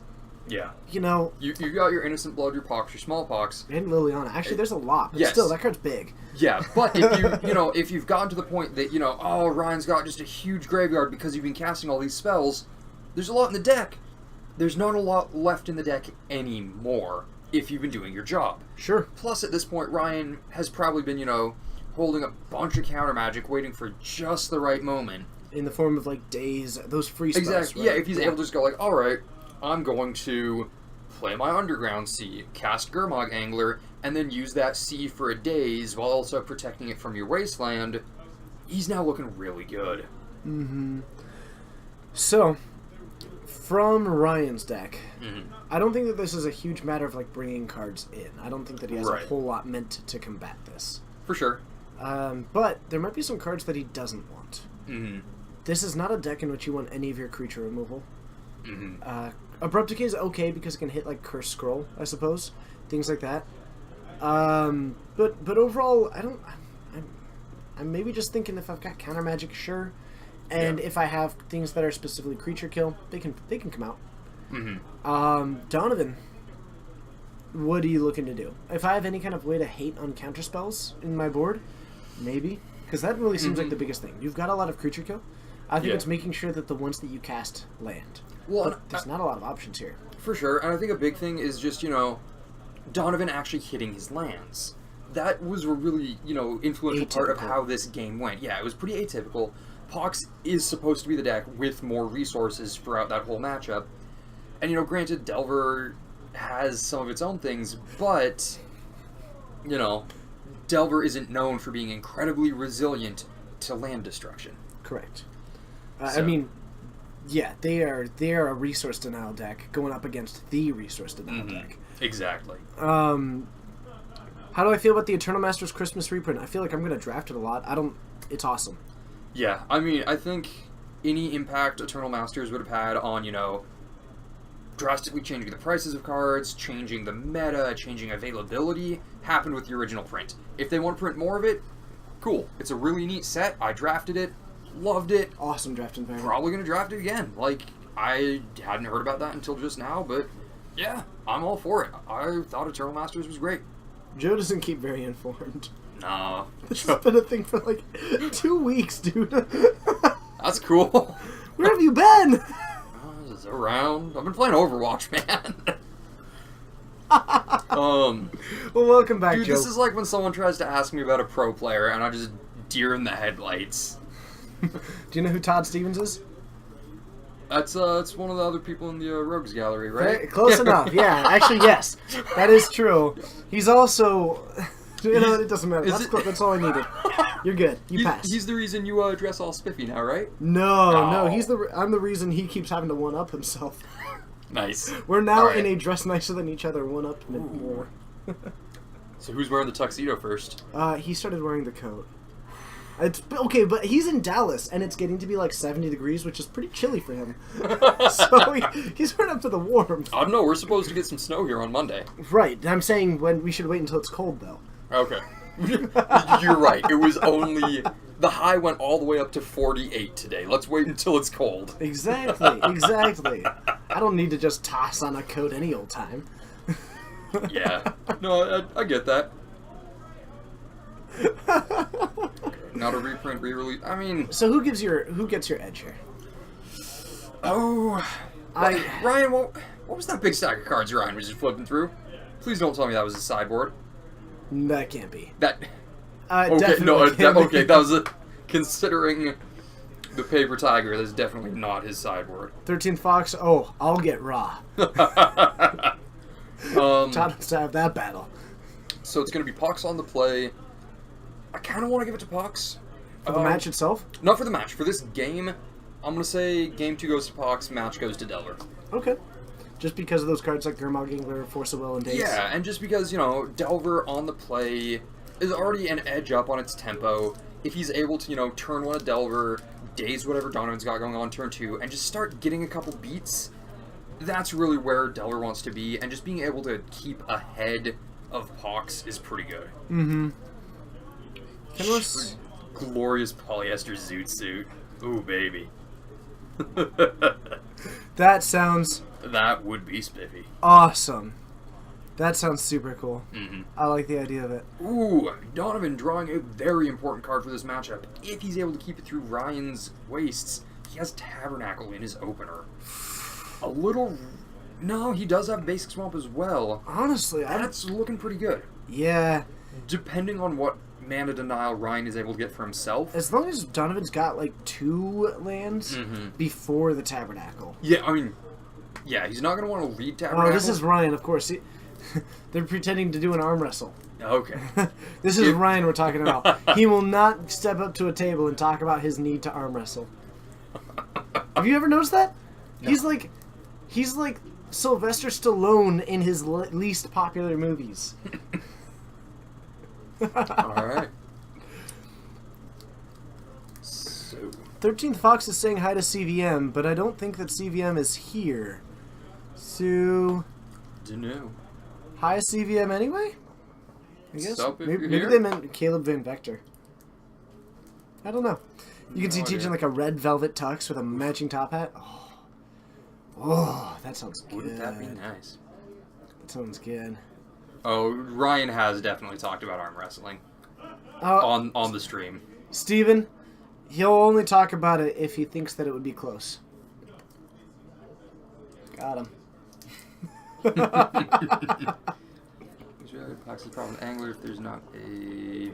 Yeah, Oh, I young think the Pete. young Prime Okay. Minister might be a big one there. Yeah, I mean, it is all up to, does Ryan have the counter magic? How much of its creature hate has Pox already burned through?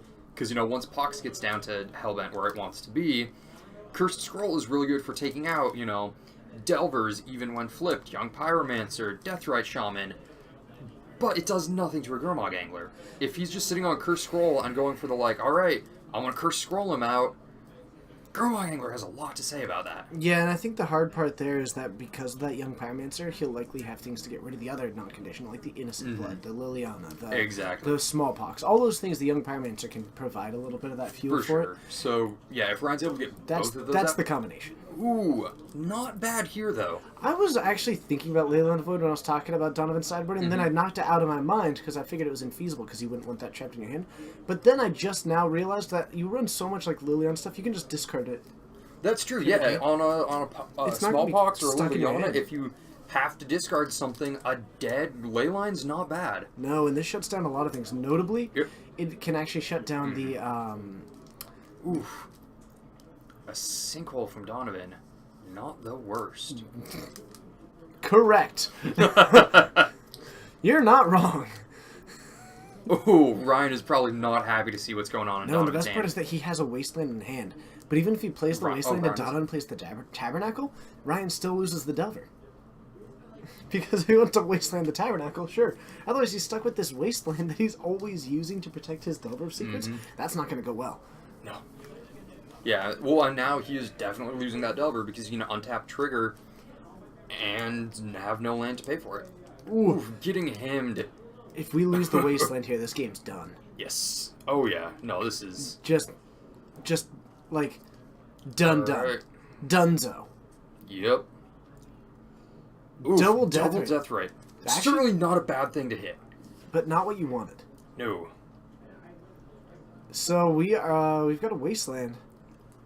Man. But just a wasteland. And even though it doesn't cast much for Ryan, I There's- think at least until, he knows he has a creature in hand, he's not going to really want to deal with that Tabernacle. But No. this Liliana coming down. Ugh. This is big game. And Donovan already hellbent with a Cursed Scroll in play. I think Donovan nailed this game. This game's done. Yeah.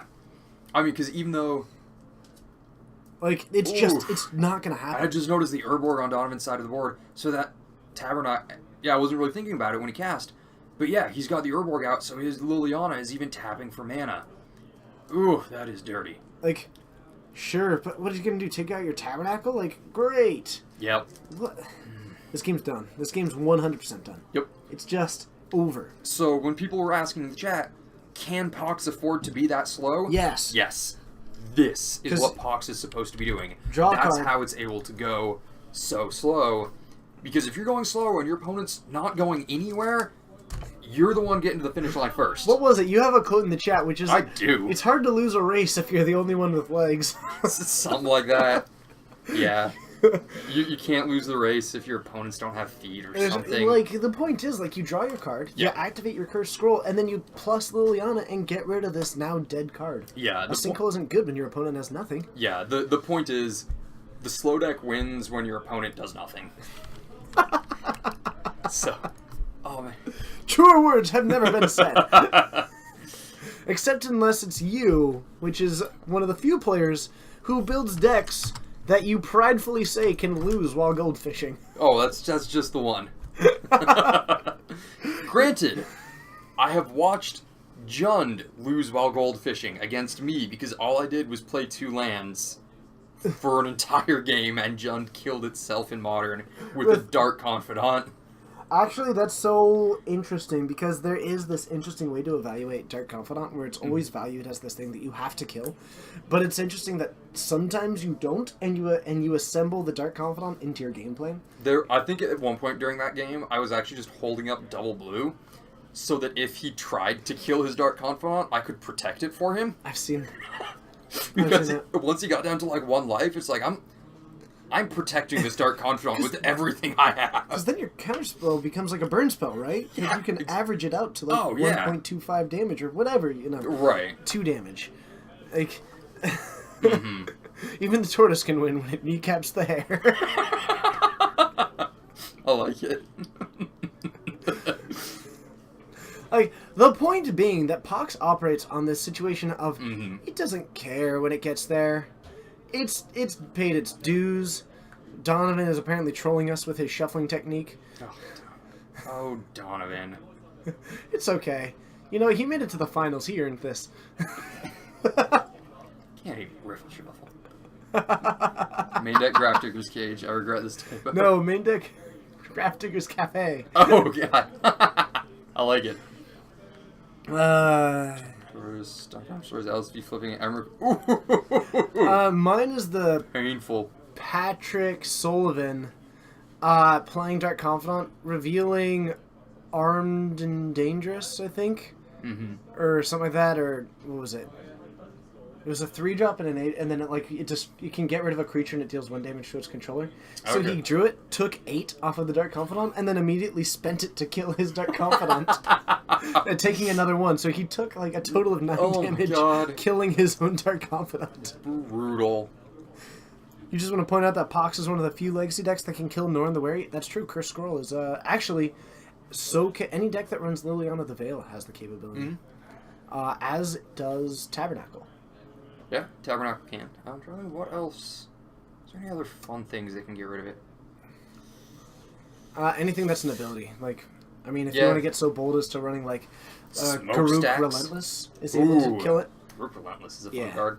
but it's not common. I guess is the point. Zombardment. I might keep this because it's got a forcible, it's got a land, and it's got a land. Yeah.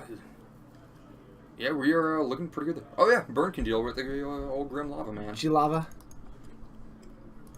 The Gelava. Yeah, the old Gelato Man. Yes. Yes, that's exactly what I was thinking. That's what I heard.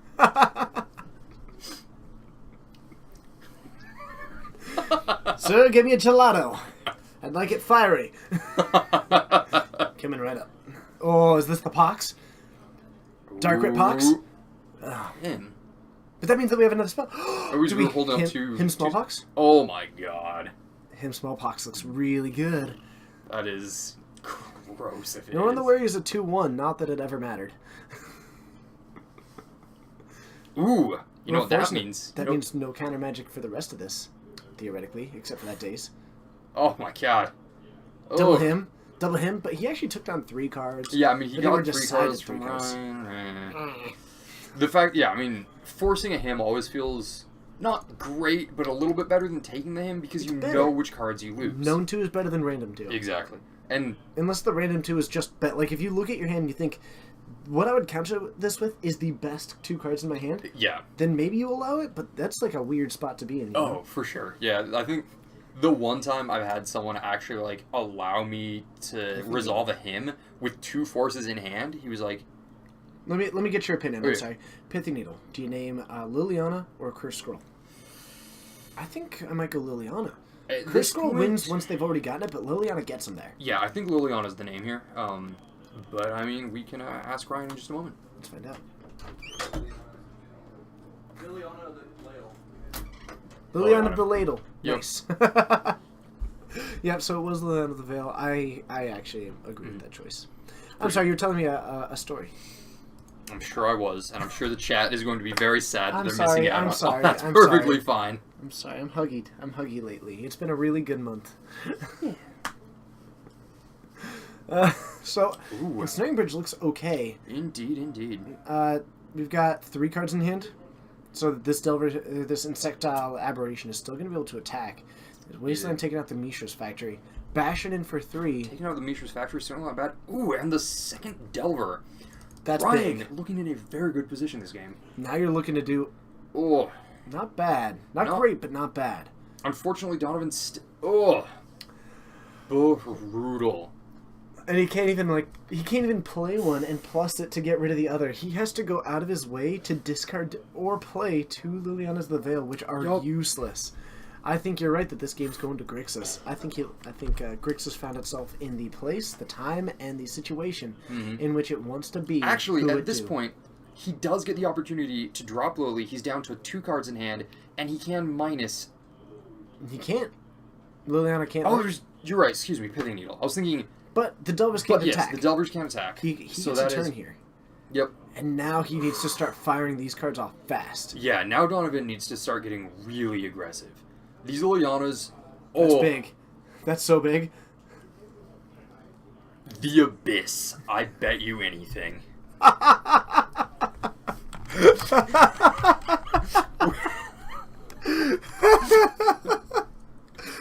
actually card's anything, but I hilarious. think that's what it is. All players bury 1. Yeah, I'm pretty sure that's of the Abyss. Oh, gorgeous. Would you like to errata this for us? All All right, I got ooh, you. I'm pretty sure it's sacrifice. No guarantees. So at the beginning of each player's upkeep, they sacrifice a non-artifact creature. Okay. I'm pretty sure that's what it is. At the beginning of each player's upkeep, destroy target non-artifact Ooh. creature that player controls Excuse of his or her me. choice. It is destroy. Bury is a very fun old keyword that when they got rid of it, does not identically translate on every card. There's no guarantee of whether it's sacrifice or destroy, and no context on the card will tell you. You have to look up every instance of the word bury. Right about It's- now, Ryan needs to draw a True Nemesis and name himself to dodge the abyss. And Cybert, no, bury is different. Not always. It's not always destroy. Sometimes it's sacrifice. And fun fact, one of my favorite new cards, Urborg Justice, says bury twice, and one time it translates as sacrifice, and one time it... It was based on No, the excuse me, that intended one is sacrifice. functionality of the card. Yeah, but like... It's different. Every time it's either sacrifice or destroy, and you have to look it up. Yep. In There- this case, it's destroy. Yes. I think we're just going to let this one go away. We've got... Do we... An innocent Oof. blood of all things, too. Wow. Donovan making some progress on this game. I think Donovan just won. No, just straight up. Ryan's Yeah, I mean, resources are I- completely choked. Yep. He's got the abyss anyway that he needs to deal with. And the fact is, like, he still has to... Wait, what's this... Because Ensnaring. Donovan gets Yeah. to stack the ability, right? Which one? Donovan, both the abyss and the Tabernacle? Yeah. Yes. So he can make it to Tabernacle resolves Ooh. first and then the abyss. So if he doesn't pay I'm- for one of these... No. It's... Really? Shoot. Hold on, let's take a because look. the Tabernacle puts At the each ability... player's upkeep, destroy target non-artifact creature. I think you... He controls the Abyss, but the Tabernacle ability is applied to each creature, not the Tabernacle, so it counts as an ability controlled by Ryan. But you want the abyss to happen... Oh, no, you want the... So the Abyss happens first, and then Ryan chooses his Unfortunate. Tabernacles. Unfortunate. You're right. You are correct. I love little... So that actually abilities does and give reasons. Ryan a minor advantage. Mm-hmm. That's true. That's true. It cannot be regenerated. Correct. But if it's indestructible, such as... Abyss is not going first. If it's something indestructible, then Bury may or may not destroy. So... Okay. Man. This is sweet, though. Yeah. Donovan getting bored just to the point where he is going to use 3 1s to count the loyalty counters. Yeah, why I don't not? know if the bolts were boarded out, but at this point, Ryan doesn't have a whole lot of option. He'd have to draw runner bolts at this point against a useless Liliana and all of... Like, here's the biggest problem, actually. Can Donovan even win? Yeah. Like, he needs a Curse Scroll, but he also needs a way to actually get rid of those cards. So he needs to both play a Curse Scroll and continually draw cards. Like, he'll be getting it over time when they're cheap enough that he can also play them. Yeah, it's going to be very interesting. And thank you, chat, for calling me out. I got overexcited about Urborg Justice. There's a different card that says bury twice. You're right, it doesn't only say it once. My B. It's okay. It's okay. I'll give you this C. Thanks, man. Yeah, it's average. Yeah. Yeah. 4 mana. Knight of Souls Betrayal. This is just silly. Womp womp womp womp. Oh, man. Ryan refusing the concede. I don't blame him. It's technically, like, what if Donovan sided out his Curse Scrolls? You haven't seen him yet. It's true, and actually okay until it immediately dies to the Abyss. but he is going to get an activation out of it. And with Donovan at 5, That makes a Bolt live. slow rolling these Deathrite Shamans might be the way to go. Oh my god. This is just silly. Yes! This is beautiful. Oh my god. Oh wait, no, because the Vendilion Clique dies immediately. I don't think he gets to choose it. Oh. Ryan. Knight of Souls Betrayal V-Click died as a state-based effect. You didn't get to choose it as the Abyss. We got Thank it. you for that catch. Oh my god, that was such an exciting game. Oh! Pox Oh, wins! Ryan would have won if he hadn't done that, though. Did you see that? If he had- the bolt was 3 down. So he would If not have instead died. he had activated Deathrite Shaman in Put response him to to all the 3. triggers, put Donovan to 3 in 3 turns, Ryan would have killed him with Bolt. As long as he still had red mana at that point, but that was a good chance of it. Oh my god. Ah, so cool. I mean, that was a very exciting match, though, I have to say. I've never felt so excited by Pox before. I feel this must be what doctors feel. Why did he scoop? Honestly, I think it was just a hasty whoops scoop. I don't think it was so much a whoop scoop. I think it was he honestly thought he had nothing, which, due to that line of play, resulting in him losing his Deathrite Shaman, he probably did lose. I don't think it was tilt, knowing Ryan. I think he was just like, oh, without the Shaman I can't win, and that's why he scooped. Which is reasonable. but incorrect. I agree. It is incorrect. Still at 16 life. But I mean, yeah. No, I've got horns. Indeed you do. And where is that? Apocalypse 6. Broken Visage has 2 different berries. Thank you. Let's go find another feature match, but let's go up to the booth in the meantime. We'll see you up there. Ah! I forgot to do the transition. Let's do it anyway.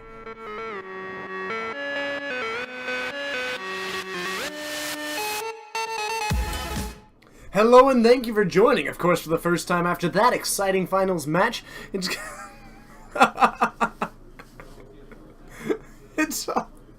Well, welcome for joining, as they say. It's great having you. My name's TJ. I'm joined at this moment by Joe, though not at this moment. He's out there trying to find us another feature match here in the last round of our Legacy event tonight. I hope that you were having a blast of a time. We just watched Pox take it all the way down to the end. If you let your opponent resolve Abyss on top of Tabernacle, on top of Bridge, on top of Knight of Souls Betrayal, you scoop out of respect. That's likely. That's likely. Oh, man. But that was just an awesome game. Pox versus Delver, resource denial. It was just brilliant. That was awesome. That was a lot of fun. If that wasn't worth a follow, I do it anyway. Right?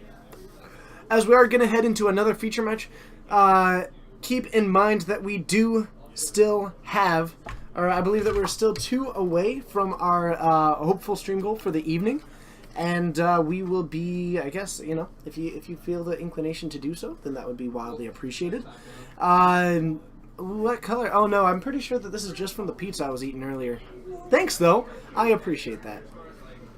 I do like to care about my looks. Okay. There's something about the light, camera and the light that really makes it pop. That's true. Alright. I can just change that actually. We have a match. A match? So, we've got that. Oh, and we just scored a new follower. Did we? We did. Wonderful! I'm sorry Yeah. I didn't see it. Hold on. I'm typing things. Please, someone put into the chat who it was that just hit follow so that I can thank them. Yeah. Oh man, I cannot wait for you to see this deck. Have you seen what he's playing? Oh yeah, I was sitting next to him last round. I was hanging out right next to the feature match, and oh man, I wish it had been me. I actually got to play my own deck. All right. So, let's go ahead and head on down to the booth, and we'll see what we can do. See you there.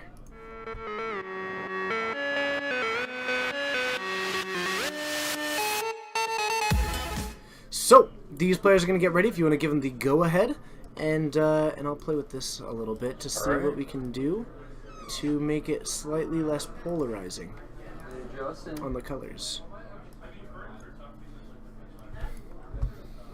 Okay. Yeah, it looks like they're starting. And I think I just fixed it. Ooh. Yeah. All right. Look at that. Look at that fixing right there. Nice. Okay. Let's see. Billy Crystal's clearly wrong. Woo, Larry! Yes. Alright, so Justin took game 1 with Miracles. You're right. I should get rid of the pick of Knives of Soul's Betrayal. That's totally my bad. Let's go ahead and Aw. change these. That's my bad. I'll be honest, I'm still getting used to some of this stuff. Yeah. Looking pretty spiffy though. Looks like Mono Blue Delver, not Control, is what the chat's telling us. It's... I don't know. Any deck... That's true. Okay, I accept that. I accept it. That's fine. Yeah. Watch out, Doro is a tyrant of a mod.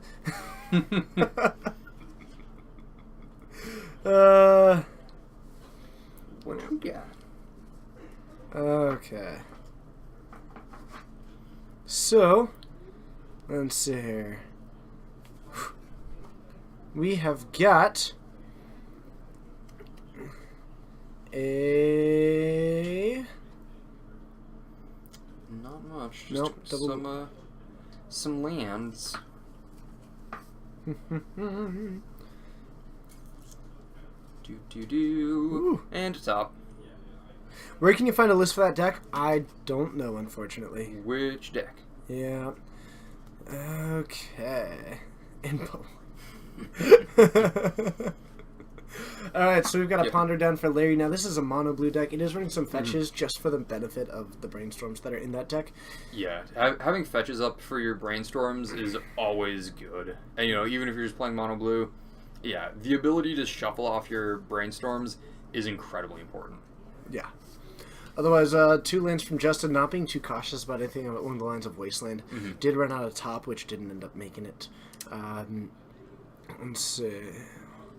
What? Do you know what other movie that are besides Princess Bride? I'm not sure. Sorry, I'm going to go up and see what else we were talking about. Yeah. Other than Princess Bride, other than what about it? He's only mostly dead? Hmm. I mean, that's Princess Bride. Yeah, I'm not sure what else that would be. Yep. I think the mono blue deck's name is actually No. It could be. From Beautiful. what I hear, that sounds about right. So, okay, let's go ahead and just break this down a little bit. Mono Blue Delver versus Miracles. You have to Yep. think Miracles has an edge just because of the amount of board control that they present, and For sure. also the likely very consolidated mana costs of this Delver deck. Mhm. Though, on the other hand, this one is loaded to the teeth with counterspells against things. And it doesn't have a great, Justin is mostly non-creature spells. So... I'm imagining a Spaceballs for Princess Bride? I don't think there's a Spaceballs but for Princess Bride. I think that it just I does think it's Princess called Bride. Spaceballs. Huh. Was that person banned or were they timed out? I thought they were timed out, but I would assume so. My hope is that they were timed out. yeah. Seems excessive to go straight to that. I'm a big fan of the bolt, then timeout, then ban kind of thing. I'm a big fan of the 3-strike rule. Yeah. As a heads up to any non-named mods. Okay, it was a timeout. Okay, cool. So just as a particular thing, I prefer bolts. I prefer bolts into timeouts, into bans if needed. For sure. I mean, at a certain point, there are obviously exceptions if someone is just straight up about it. But I'm okay. Yeah. I would, I think that a certain amount of it is just communication that this is a chat in which being rude is not welcome, and then leading into those things. Oh, Blue Baron MTG. That man, ban him! Don't actually. Don't actually. Oh, man. Oh, man. I know it's obvious. That was more of a PSA both for any mods who are on the newer side and also for anyone who is wondering how the system would work. like just how, you know, if you're wondering, like, whenever you're on the edge, you can expect that you will receive a warning, you'll receive, like, a small thing, and then if it needs to be done, it'll be done. Yeah. So I like the, instead of bolting, we could always deck someone. That's funny. Send Miracles back to basics. I don't think that's doing much for Miracles right now. No, and honestly, I don't think Mono Blue Delver is going to be doing that anytime soon. No. It is post-board, though, so I guess it's theoretically... It's possible, but you never know. You never know. You never know. Could drop a Blood Moon. Anything spicy on stream right now? How about this Mono Blue Delver deck? Yeah. And- Albino Bear, that's true. You can do a 1 second timeout. I don't know how, but I think Doro can show you. All But right. it's possible to do 1 second timeouts. I just don't know how to do it. Okay. Sounds like a pretty good And idea. it just wipes the whatever their chat was. Also, I like how post board, Justin's got a huge grip of these Red Elemental Blasts and Pyroblast. Certainly not going to hurt against the Mono Blue deck. That's true. He's got... Yeah, I talked to him earlier. I believe he said he has 5 in the sideboard, so that's not too terrible. I don't think I have the word purge anywhere. I don't get to purge things, apparently. That's unfortunate. I couldn't tell you. Sue. I mean, that's only one day of the year, so try again next time. Nice. So this is Set Adrift, by the way. Oh, jeez. Yes. The Delve card that's put target permanent on top of its owner's library? That is the card put target permanent on top of its owner's library. Love it. So, I remember when these cards were standard, people were super stoked when their opponent were like, alright, crack a fetch. They go, in response, I'm going to set adrift your best creature. Go ahead and fetch and shuffle. Just a silly thing to do. Set Adrift is sweet and against It's- fetch lands. It, Oh, yeah. Like, man, I love it. This deck is just super, super sweet. Oh. Oh, So it is much likely a better Twitch TV thing. I'll have to look into that eventually. Oh, So, okay. the Divining Top is out. Oh, is that Drift of Sorcery? Lame. I thought there was another one people were using, so I remember that specifically happening. Lame. Just won your first Legacy game on MTGO. Cards worthless. Congratulations. Johnny Disco. That's super cool. I'm going to be playing my first game on MTGO in the next couple of weeks. Ooh, nice. I'm probably never going to get MTGO. I'm going to be ordering a desktop soon, which means that Nice. I also need to actually put aside money and afford a desktop. You in the gonna next order a couple weeks. desktop or build a desktop? I'm building. I just am Nice. ordering all the parts. Fun stuff. Okay, so Yep. we have got 5 lands, a Karakas, which won't be very relevant. We've also got a Sensei's Divining Top out on the battlefield. Now for Larry, we do have the Umezawa's Jitte. Yeah, GTA is certainly a good card, assuming you can get a creature out. Although I'm wondering, is this Karakas now mainboard for Justin? Because I don't think it has been in the past. I believe It's- it is at the Okay, moment because there is functionally no cost. fair enough. I think, like, the first Karakas is probably better than the third planes. Or, you know, so, Yeah, like, fair enough. obviously, I I think there's even more planes than that. But, Yeah. you know, I think that the first Karakas holds more value than yet another redundant planes. Fair enough. When it enters untapped, getting Wastelanded isn't a deck that you really have to worry about in this deck. Exactly. Miracles having so many basic lands, Wasteland isn't their biggest fear. So you're probably right. The single mainboard Karakas doesn't hurt much with so much potential payout. How does Mono Blue Delver deal with Resolve top counterbalance? The only way that I can think is like bouncing it with the Set Adrift. Yeah, that's true. The Set Adrift, you know, assuming Justin's not holding, you know, just a grip of more actual just counter spells and forces, which he very well could be, Set Adrift is definitely going to be good because what's Justin going to do with that? John Hightide, that would mean buying cameras, mics, and setting up a layout in the time in which I also set up a computer. It's unlikely unless I suddenly end up with, like, a bunch of extra money from, like, I mean, you could always from, like, Christmas or something. you could stream no It's face cam. unlikely. That helps. And you know, always just borrow the mic for a bit. That is possible. Or But then I you wouldn't have an just- overlay. You sneak Don't I around need an overlay? and stream it from here. Actually, that is more likely. Like, that is a theoretically possible one, but at the same time, I still don't have the overlay, and that's the biggest part. Yeah, that's fair enough. Yeah. If I could play Miracles. So, the Wasteland is going to take down the Caracas. It's an interesting choice to take down the Caracas of all things. Mm-hmm. Maybe Larry is thinking that a Vendilion Click is going to be the big card. Maybe. Oh, I need mean, an overlay. I don't do things halfway. I do things halfway, like, in the other parts of my life. That's fair enough. Go prototype thing to stream Magic was super weird. Totally worked. Yeah, I mean, I've seen people using GoPros, but But I'm not for MTGO. I do not like running out a half-done product. Yeah. You feel like you should know what Caracas does? It taps for a white or returns a legendary creature to its owner's hand. Yep. Fun fact, the first time you read it, if you have an OG Caracas, you might notice that it says a legend. However, at the time, legend was a card type and was specific to creatures. Correct. And it has since been eroded. Yep. Otherwise, neither of these players doing a whole lot, but, you know, I gotta say, here's the situation in this. Justin is playing classic Drago here. Mm-hmm.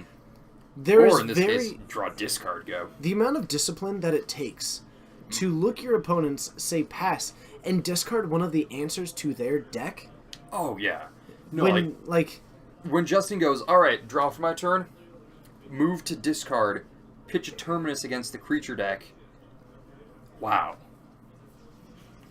For sure. Like, I mean, that's something a lot of people just don't have the patience for. But Justin holding so many answers that, you know, he's just waiting for his opportunity. Like right now, Larry going to jam out this,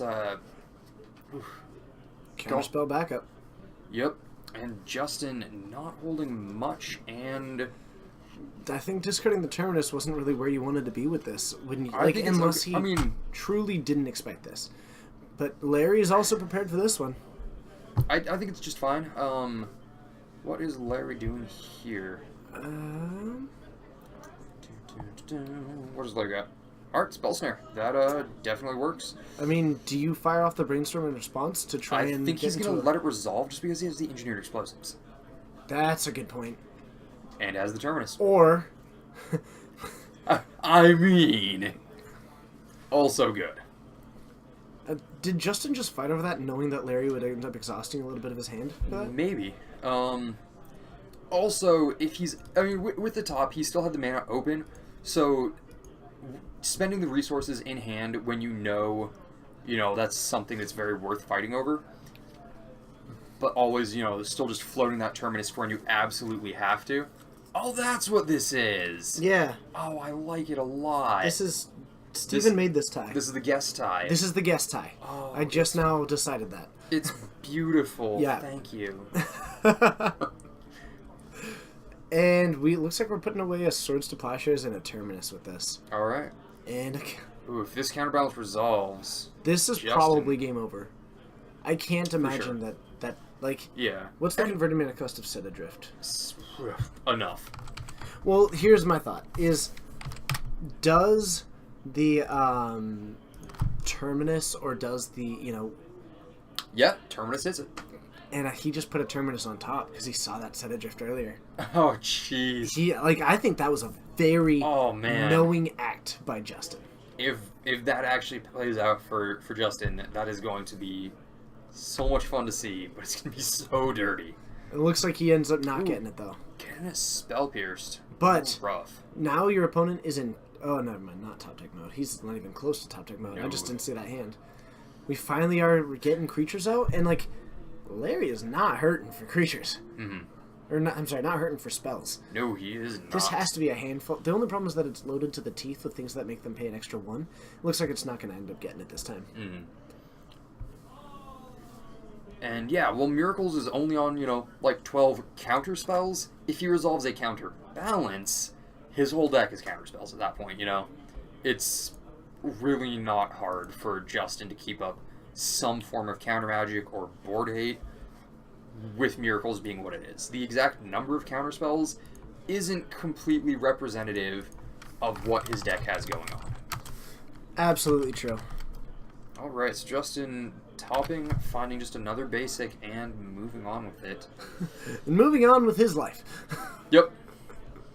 Do-do-do. Do-do-do. Alright, looks like he's going to be drawing another swords because his top 3 were sword, sword, terminus. So he's packed with creature hate. But Larry not really presenting a lot of creatures at the moment. And I believe Justin... No, he already spent the Snapcaster Mage we saw earlier. But he is holding up that Vendilion Click. And I'm wondering what exactly he's waiting for before he jams that. Because we've already seen him lose his Caracas, which is another... The V-Click is another great reason to have the Caracas in the main board. Because that gets you just so much value. Close to the time if the timer is right. Yeah, it probably is, and they very well could be. And thank you for pointing that out. I will let them know that Larry should be at 17 off the swords. Yep. Larry, 17 off the swords to plowshares, right? Yep. Oh. Almost lost my guest tie. Almost lost the guest tie. Can't have that. Alright. And, okay, Justin did go ahead and jam out that Vendilion Click just to actually present a clock this game. You know, not the fastest, but at this point, a clock is a clock. And Larry going for the true name Nemesis. Justin, Snap, and I assume going for one of these, you know, Red Elemental Blast or Pyroblast. In which case, you know... I mean, if it sticks, it sticks. Yeah, if it sticks, it sticks. Larry... Doesn't get to, like... Definitely ample on counter magic right now. That's true. Alright, letting the... The big question is, why wouldn't you take down the Snapcaster Mage? Because now, he doesn't get to re-Snapcaster Mage this Pyroblast later. Good point. Justin has multiple Snapcasters, especially Terminus, shuffling him back in. If you let the Snap resolve, and especially because True Name Nemesis does not care, especially once it gets this GT active. Set Adrift. That is interesting.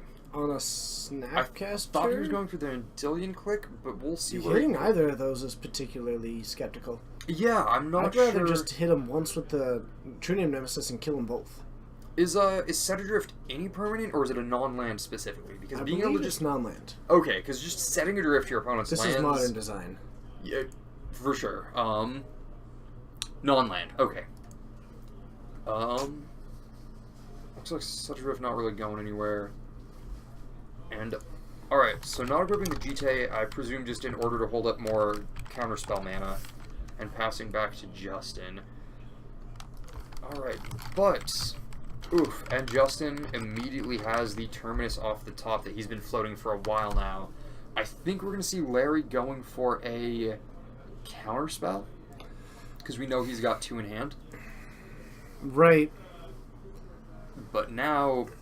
Larry being as tapped out as he is, Justin with a huge grip of resources available to him. Can float the top, also has a Brainstorm available, even Yep. has a fetch that he can actually reset this a couple of times. Well, and he just has an Engineered Explosives. Plus he's got an EE. Sure.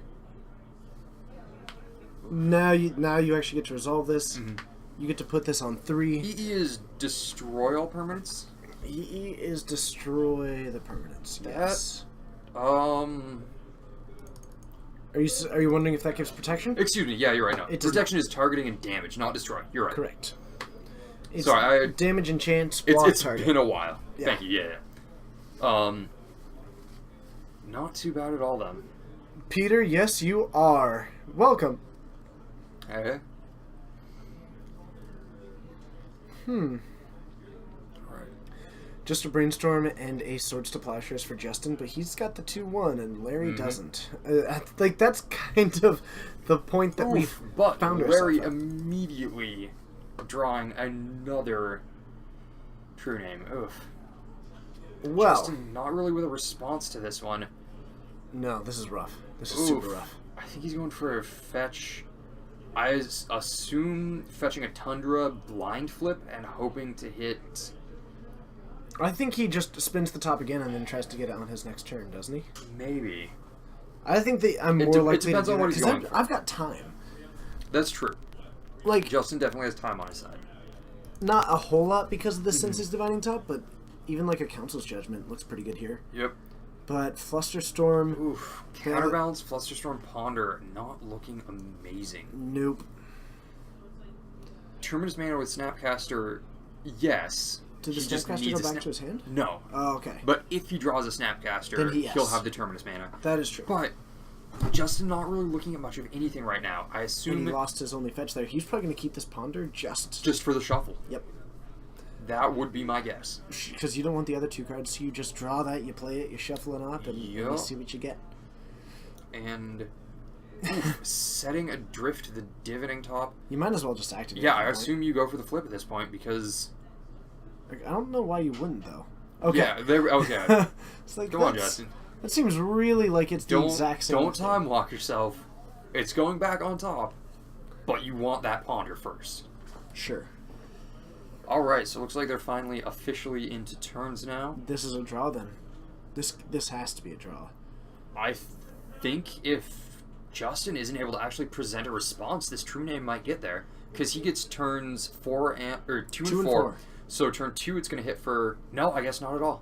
Can't be Not enough. quite fast enough. Larry'd have to drop down something like next turn, like a Delver or a Vendilion Click. Because that True Name is going to be able to hit for 3 and then 7, so that only gets a total of 10, and that You need like One 2 swing, 2 Delvers feet. and transform them both next turn for turn 4, and that's Yep. just not likely. no, unfortunate. But Larry really Justin, taking a commanding presence on this game. Oh, Justin's but he's not on the mentors. He he's does have the holding Terminus. Brainstorm and Terminus though, so if he's able to actually resolve these and get that line of play going, then He you can know even that. hard cast it next turn. He just tries to go for it, but like he's got this. I feel like attempting to brainstorm it back on Larry's turn is the safer line of play, just because that way he's not spending as much mana, assuming Larry's not holding just, hard counter magic. Honestly, I might fire it off during the main phase here. The brainstorm mean? Or I would consider firing off the Terminus now. Like oh, while Larry's while Larry has only Close. 1 mana available, But- he can pay for every non-force ability that Larry could possibly have. Like that's the argument. I don't okay. fully agree with it. I think that there's a lot of benefit to terminusing on this side, just in case Larry has the runners, or because he's not dying to this. That's the big thing. Yeah. So I think that he can be patient because he's not dying to this. For He sure. needs to make sure that he doesn't die to the other things that could Right. come out. But if your goal is to get rid of the True Name Nemesis, I think that you would have fired it off in the main phase. Say there's 5 minutes left on the clock, something like that. I would probably fire it off in the main phase. But at this point, I'll take the. You're not going to kill me. Yeah, You're not. for sure. Yeah, I'll take the what is it? 10? Mhm. 10 over the course of this game. Yep. I'll take the 10. I'll go to 6. Have a nice day. Yeah. Thanks for this split. Yep. And a genuine thank you. These games were fun. This is all what he's saying. Yeah. Of course. But I don't think that right now where it is what it is for a win. Yeah, and Dora, Yes. I agree. If Larry had even just one more turn, he has the potential to win. But It you is know, 1-0 Justin, so this game is a draw, but Justin takes the win. yeah. So this game's going to be a draw, and Justin does end up taking the win for the match. That's correct. Yeah, and I believe Larry was holding up the counter magic at that point for the Terminus, but he accepted it didn't matter. Resolved or not, even with the second True Name Nemesis out, it was only going to be the extra beats for 3, leaving Justin still at 3. Yep. So, And that's the way that it goes. all right. So, I believe that was probably our last match for the night, and even if it wasn't, we have already hit time. So, that is Almost certainly. it So for Legacy. let's head on up.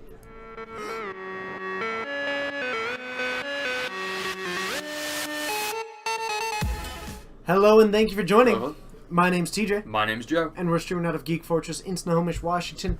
Coming up on the very end of this special Legacy stream, which we had with all of you today. We do this 4 times a week. If you haven't yet, be sure to hit that follow button. I genuinely hope you had a fun time. Yeah, me too. Thanks, Joe. How'd you do? You were playing a particularly spicy deck. Ended up going 2-2. Ah, a classic. A classic. By which I mean, I won one match and got the bye, so I'm in here hanging out. That's Is 2 what and it is. 2. Very nice. I mean, you all got to see me get absolutely stomped by Miracles on the stream round 2. What can you do? and I got to play against Dylan Jupp, the Star Owner, on Reanimator round 1. I imagine that he's the better graveyard deck. 2 decks I'm never supposed to beat. Yep. As expected, beat me, and that was pretty much it for tonight. Ah, well, that's the way that it goes sometimes. Mm-hmm. But, in the meantime, be sure to join us more in the future. Yeah. This week has been incredible. If you are one of the subs, be sure to join us in the sub-only Discord. If you don't have that code or you didn't get it in time, check your email now. You should have one that's good for another about 12 hours. All right. Or jump into, just send me a message to Red Baron MTG on Twitch. I can then get you in touch with one of those codes if you are one of our subs. Cool, cool. So join us in that Discord. It's it's a fun place to have some communication. Of course, follow us both on Twitter. I'm at Red Baron MTG. And I am at Joe, or Klabowski Joe. It That's is- the one.